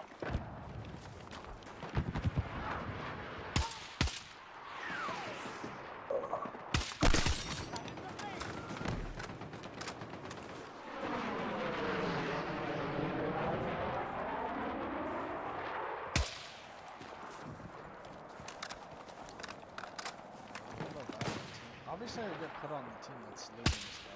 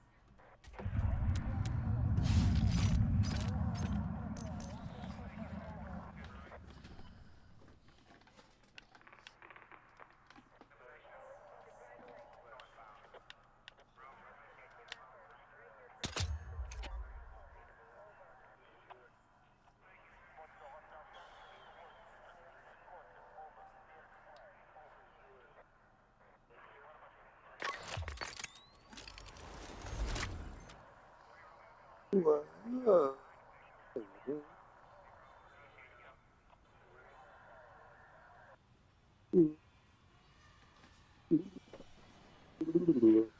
I guess, is that one of the pyramids in the background as well? I didn't see it.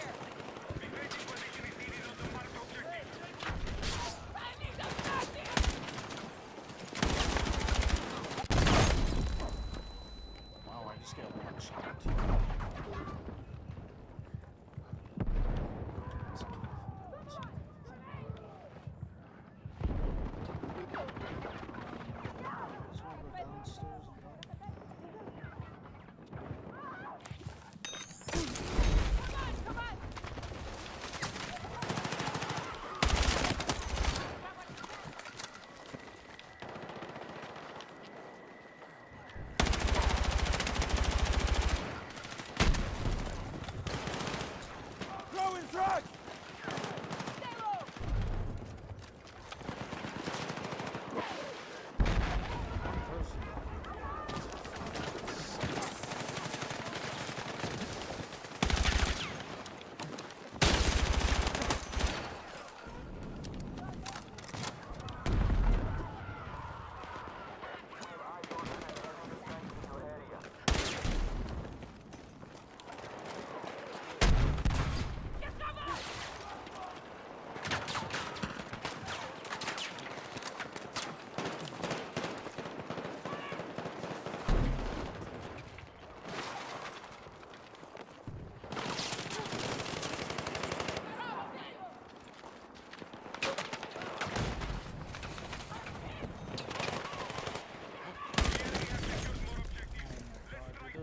Why is there no grenade indicator? Fuck!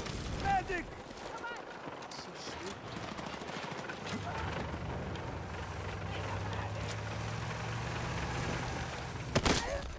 Dude, why won't my gun fucking shoot? Dying.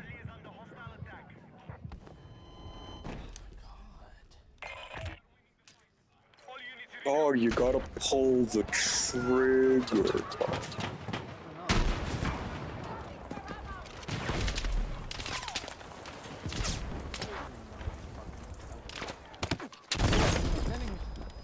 It's taking every direction, man.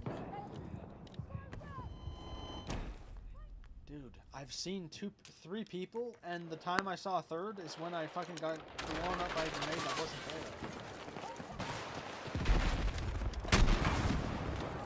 Okay. Someone else shoot it, so I won't get the kill.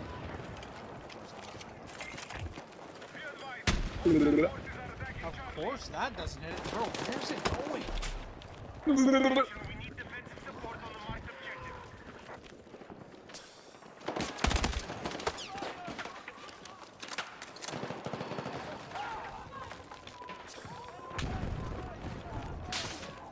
That tank literally didn't get hit by 2 of my rockets, like right on it.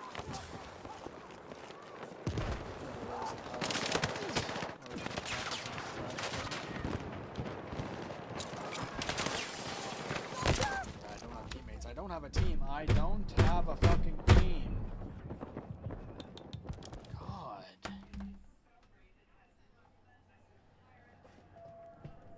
So you are a quitter. No, I'm not a fucking faggot retard. Nice.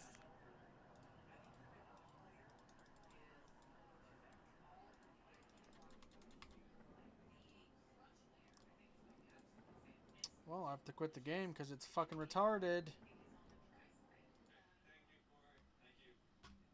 God. Yeah, dude, I might as well just take adrenaline shots so I don't even get tired by 8 o'clock in the morning. Shit's so stupid. What are you talking about? Because I'm not gonna be able to sleep for another 4 or 5 hours, so I don't know what the fuck. Hey. People that can fall asleep, like, at reasonable times, they have no fucking clue how lucky they are.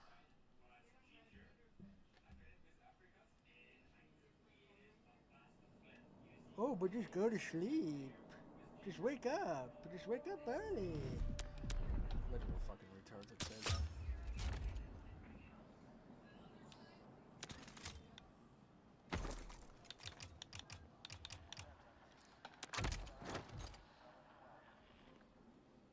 Dude, I don't know how to do anti-tank mine damage. Faggot, start the goddamn game.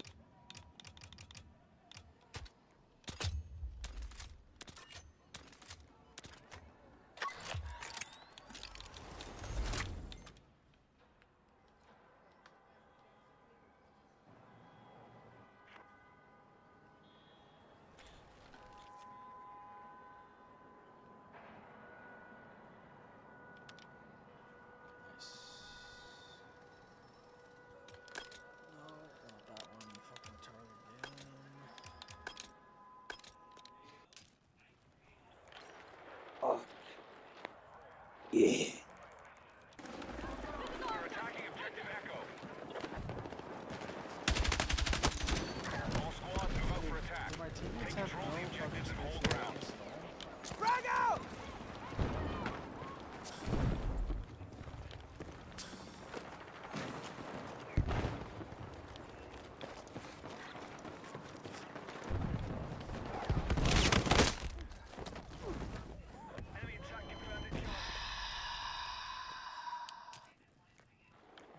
game where my team would rather capture D than B.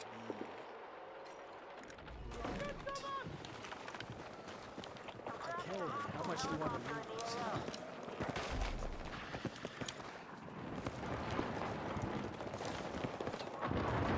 We have lost Charlie.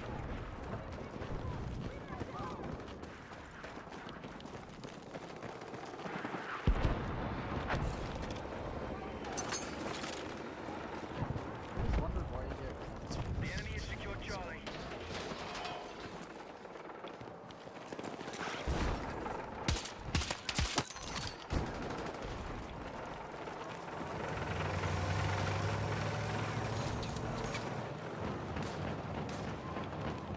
We're moving on objective Charlie. We're ready to fight. Keep it going.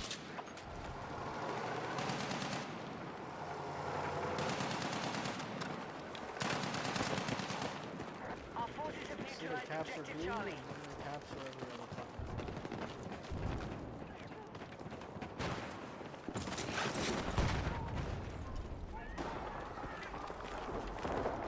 Right, objective Charlie is now under our control.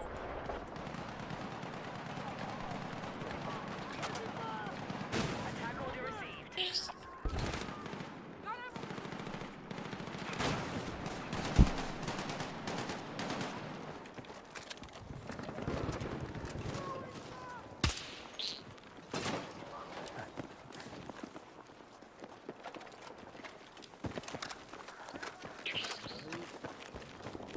Objective Alpha has been neutralized.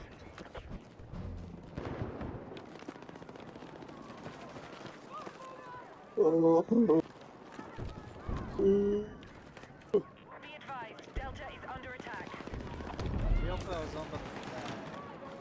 We're going to kill the person on Delta.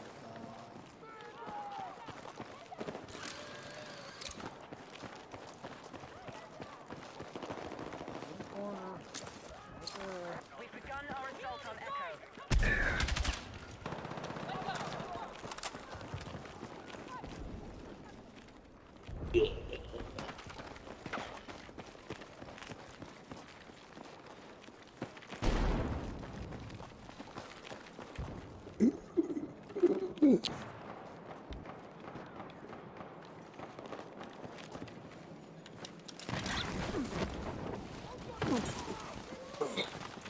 Are you kidding me? Be advised, hostiles are attacking Charlie.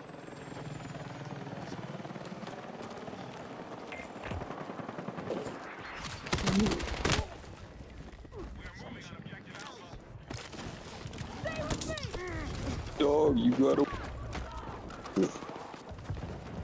Why aren't you winning? Be advised, hostiles attacking Delta. D and B.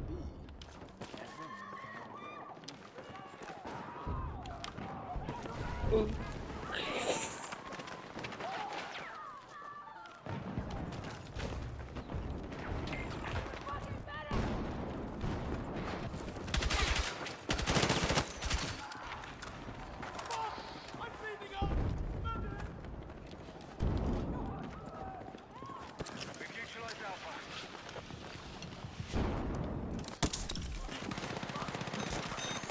Thank you so much.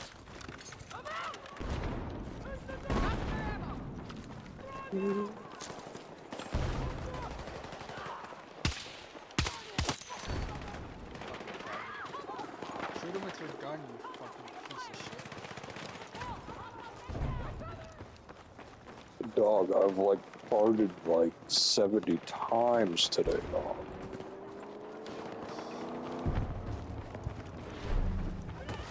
Why am I farting so much?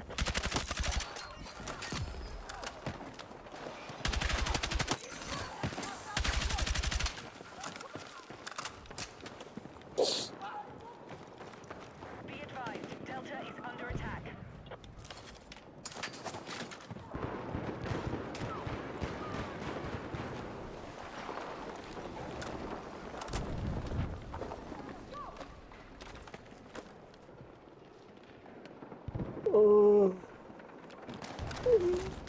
Hostiles are making a recovery.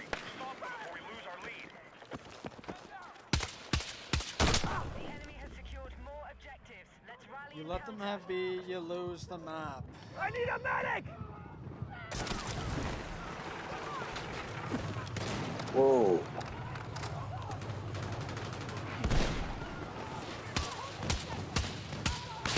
Nice. You're blocking my bullets.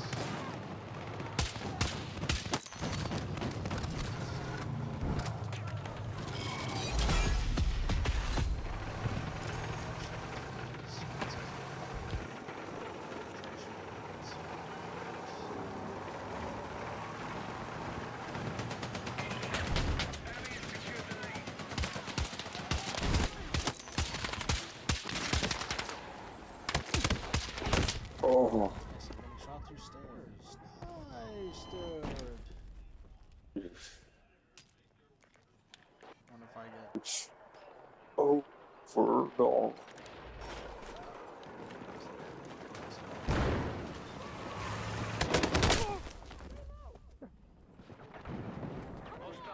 Dog. Why'd you just run?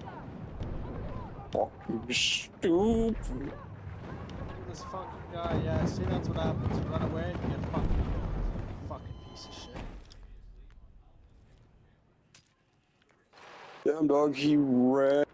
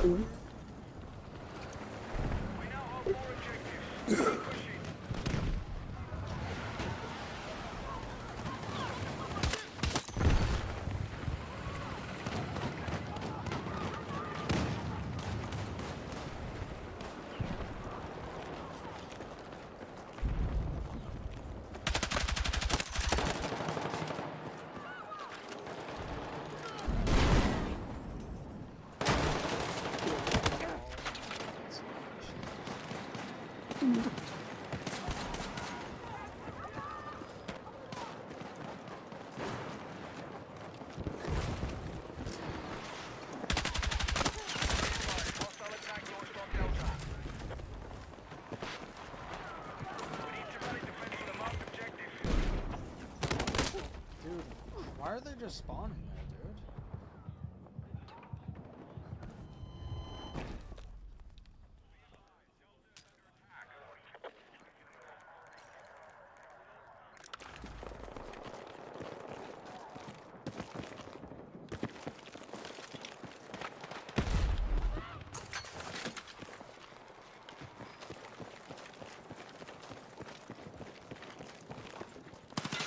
Nice, dude.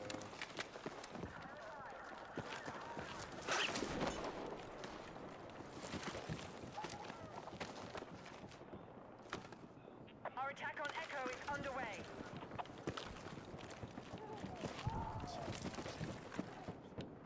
Okay, we are winning the fight. Keep it going.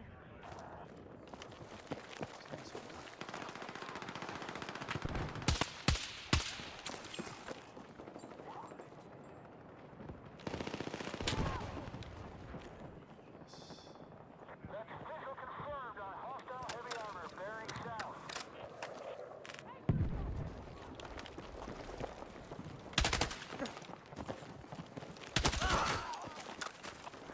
The kid is so fucking bad. He gets shot up closer. Fucking shot.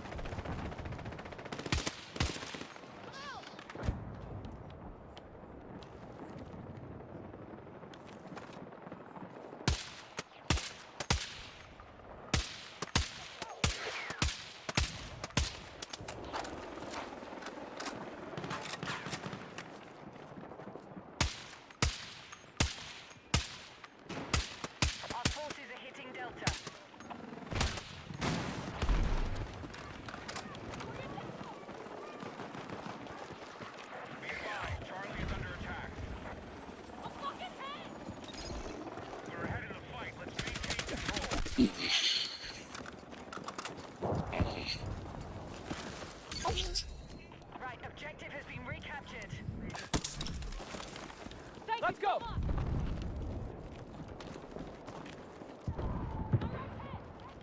We need attack support on the marked objective.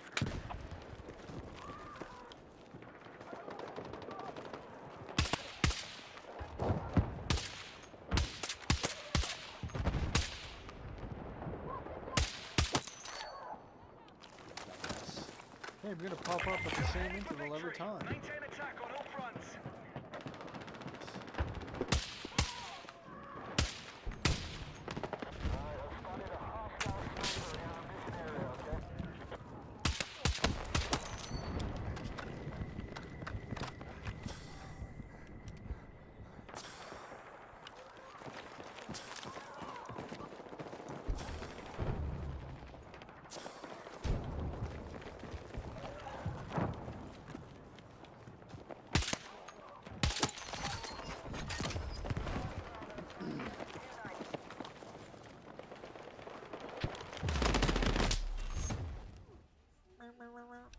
Fucking dumbass. Progression.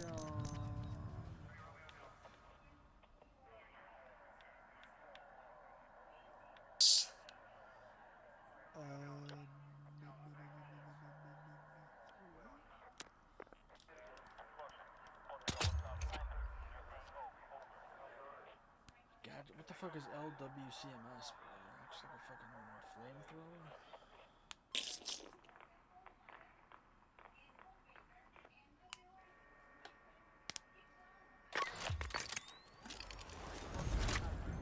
Oh.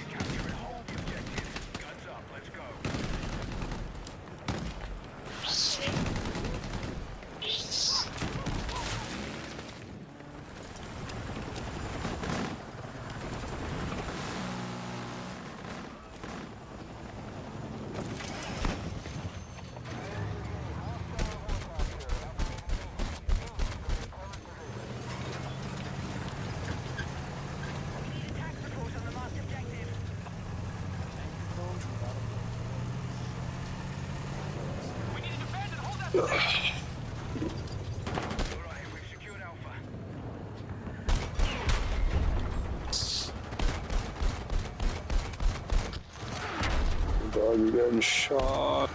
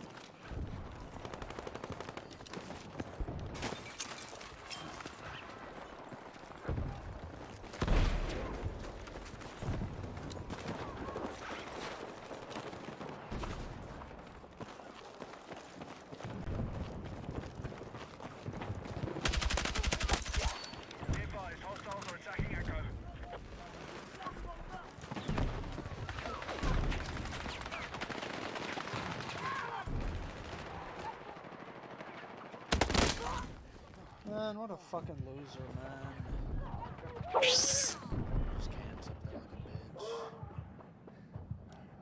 Can't let them fight without them not being able to fucking kill them. Nice, dude. wood, dog. Nah, no. I'm farting.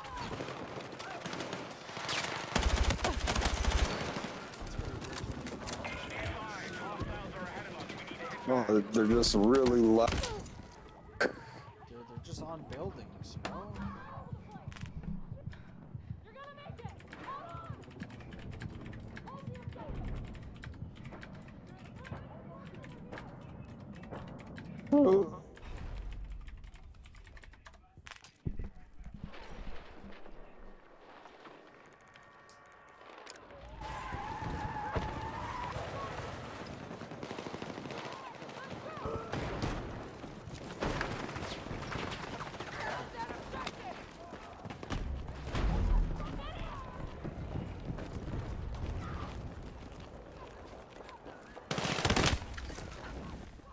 Dude, what are they doing over there, man?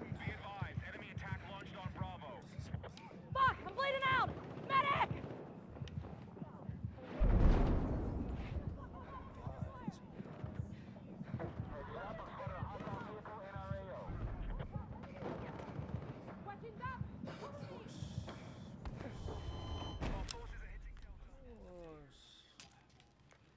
Oh shit. Oh shit.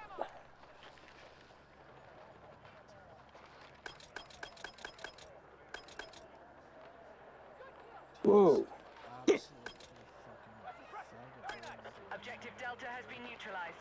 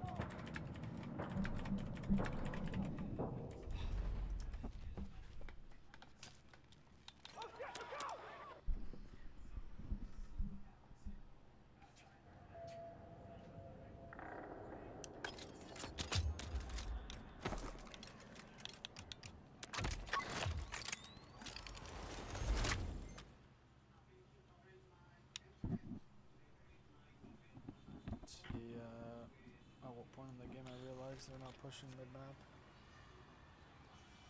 Right. Okay, well, I don't even have to spawn in to realize that they're not pushing mid-map because they're capturing B.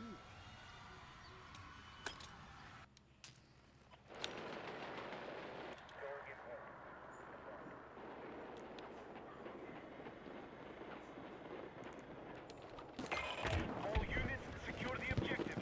Maintain control and neutralize any hostile targets.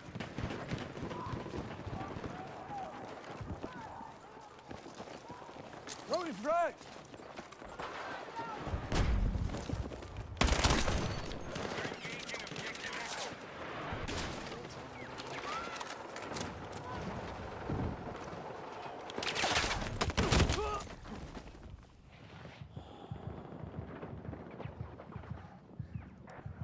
It's crazy how I can tell my team's garbage by just looking at the map.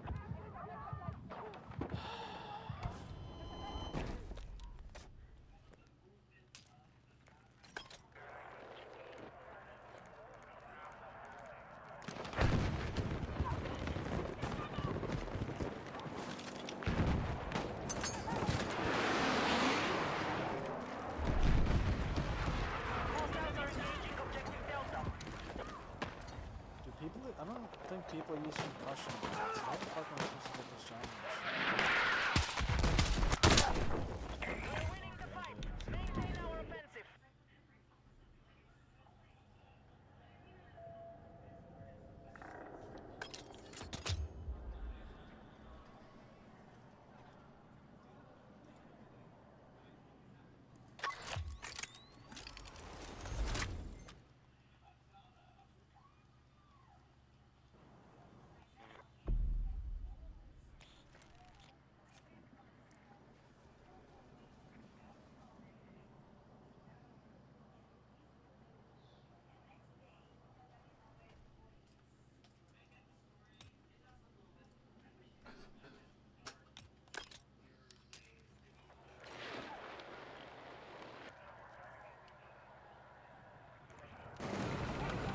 All squads, objectives have been marked. Secure and hold those positions. Hostiles are inbound. Attention, objective Charlie secured.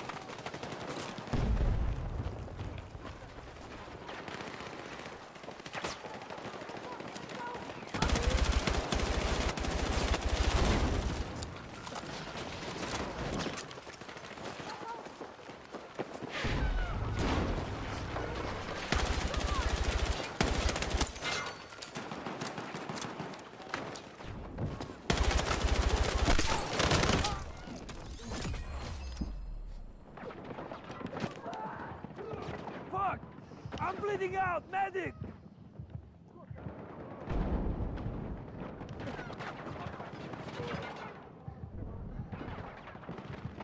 Need a medic! I felt like I instantly got revived. Just pop this in when I get revived, my guy has to grab it off of his fucking back.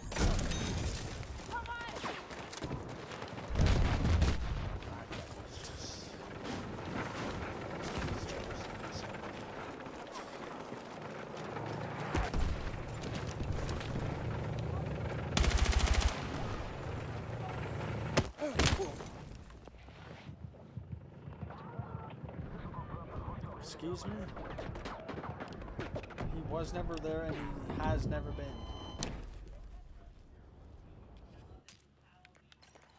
We need attack support on the mark objective.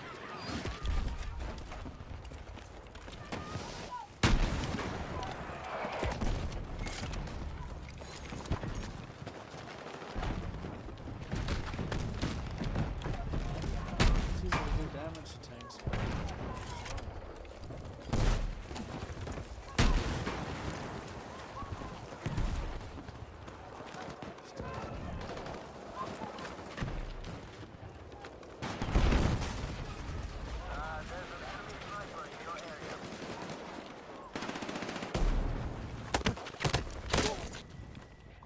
I need a fucking medic! Apparently.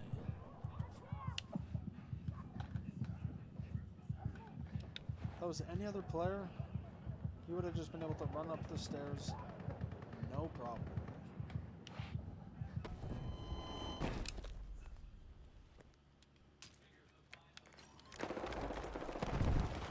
Couldn't even find it. All this.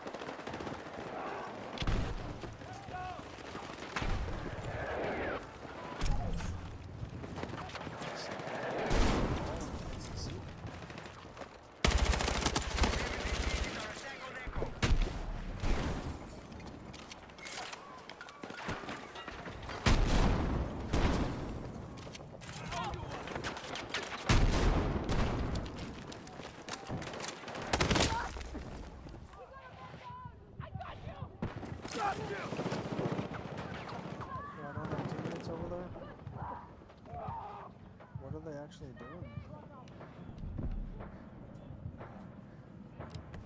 Wow, dude, this is mind-boggling. Isn't it? It's worse than that. I just want to waste my time and get this.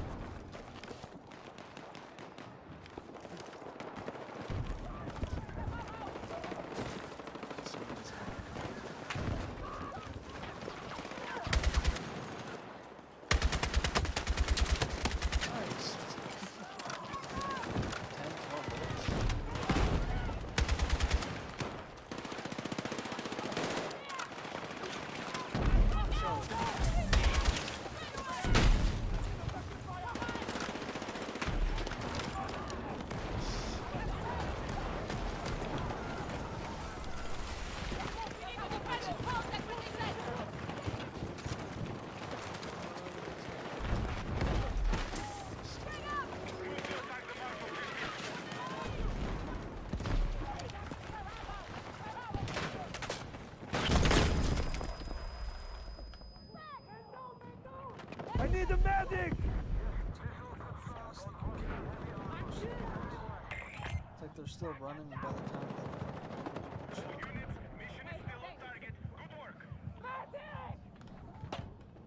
That's it, give it to them!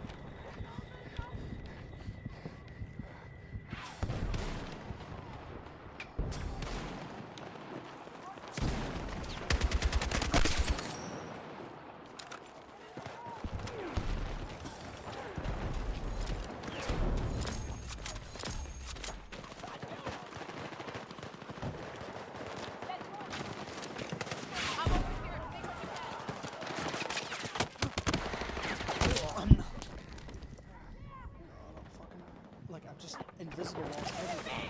Why is that there?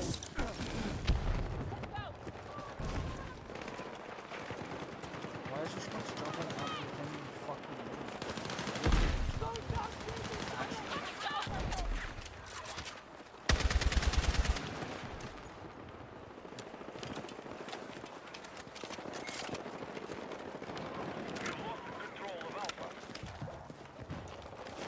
Charge set, stand by! Let's wait until those don't hit anything.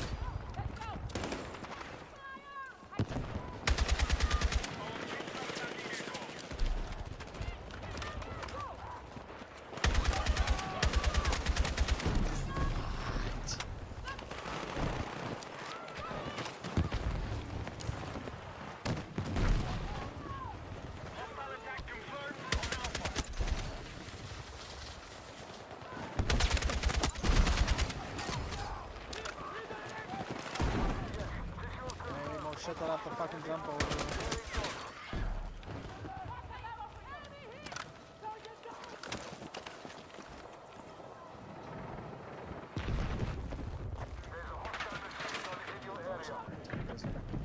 Why don't even know?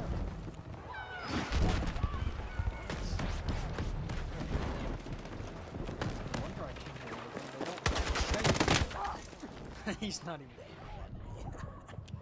Yeah!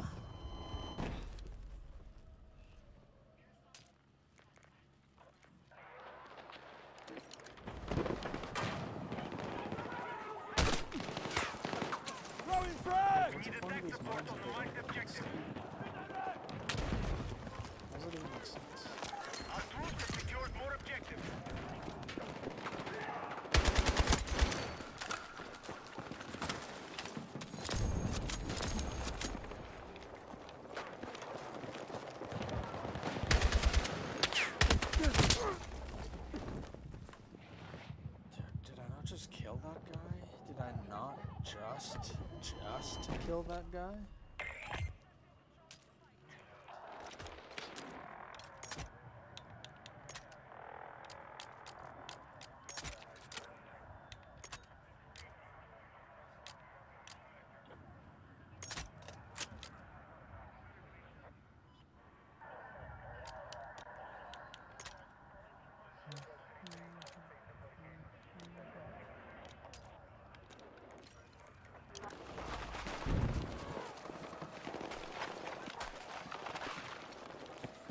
The enemy has secured more objectives. Let's strike back.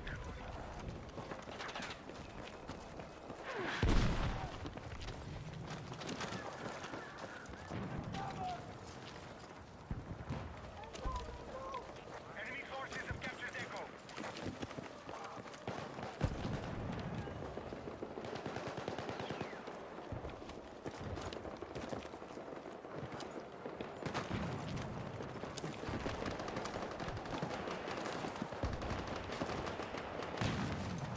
Explosive ready!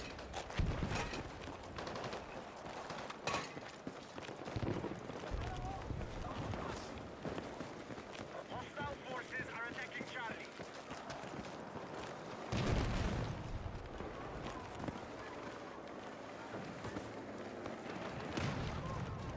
Be advised, big fucking tank operating in your area. Be advised, hostile troops have secured more objectives.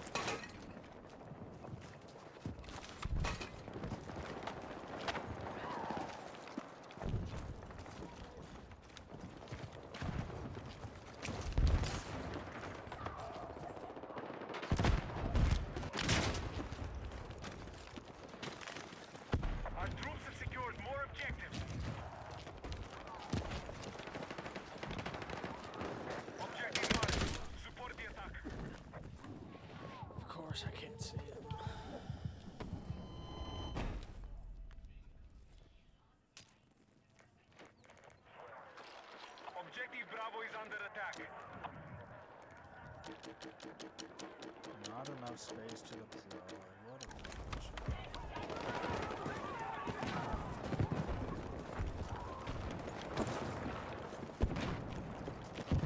Hostiles are engaging objective Delta.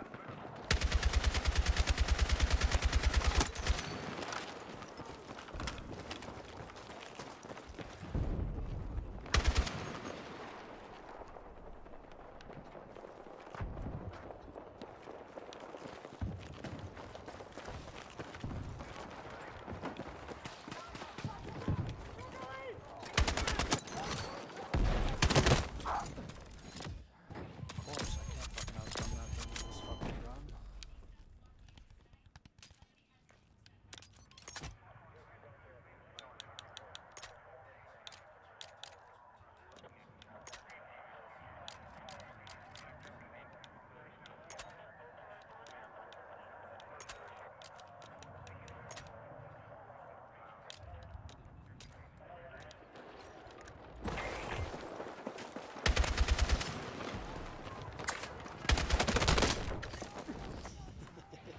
I need a medic! Oh, dude, there's... You can't, dude. You just can't. Gun.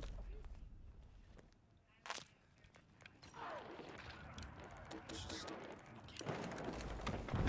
Be advised, enemies are attacking Bravo.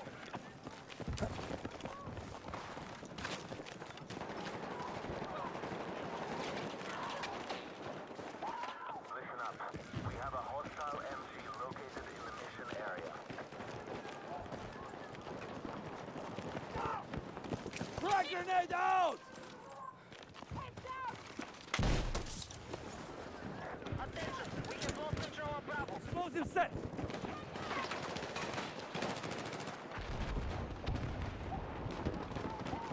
Our troops are attacking Alpha.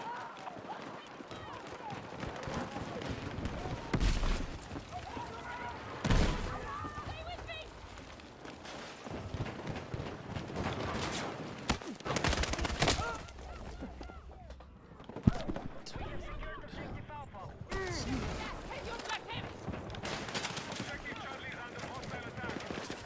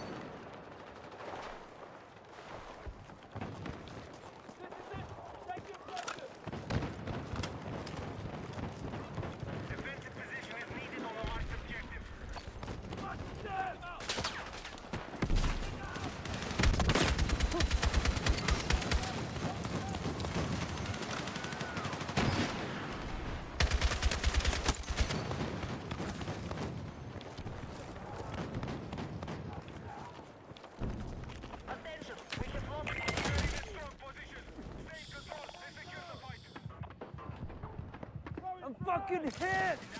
Got you!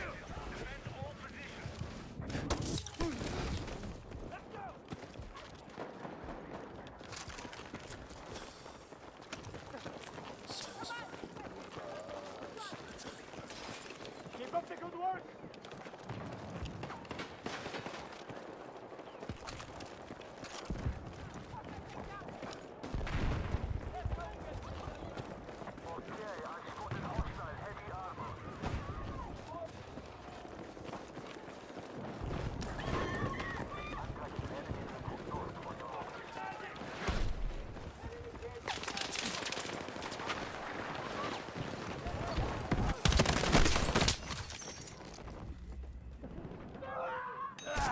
I need a fucking medic!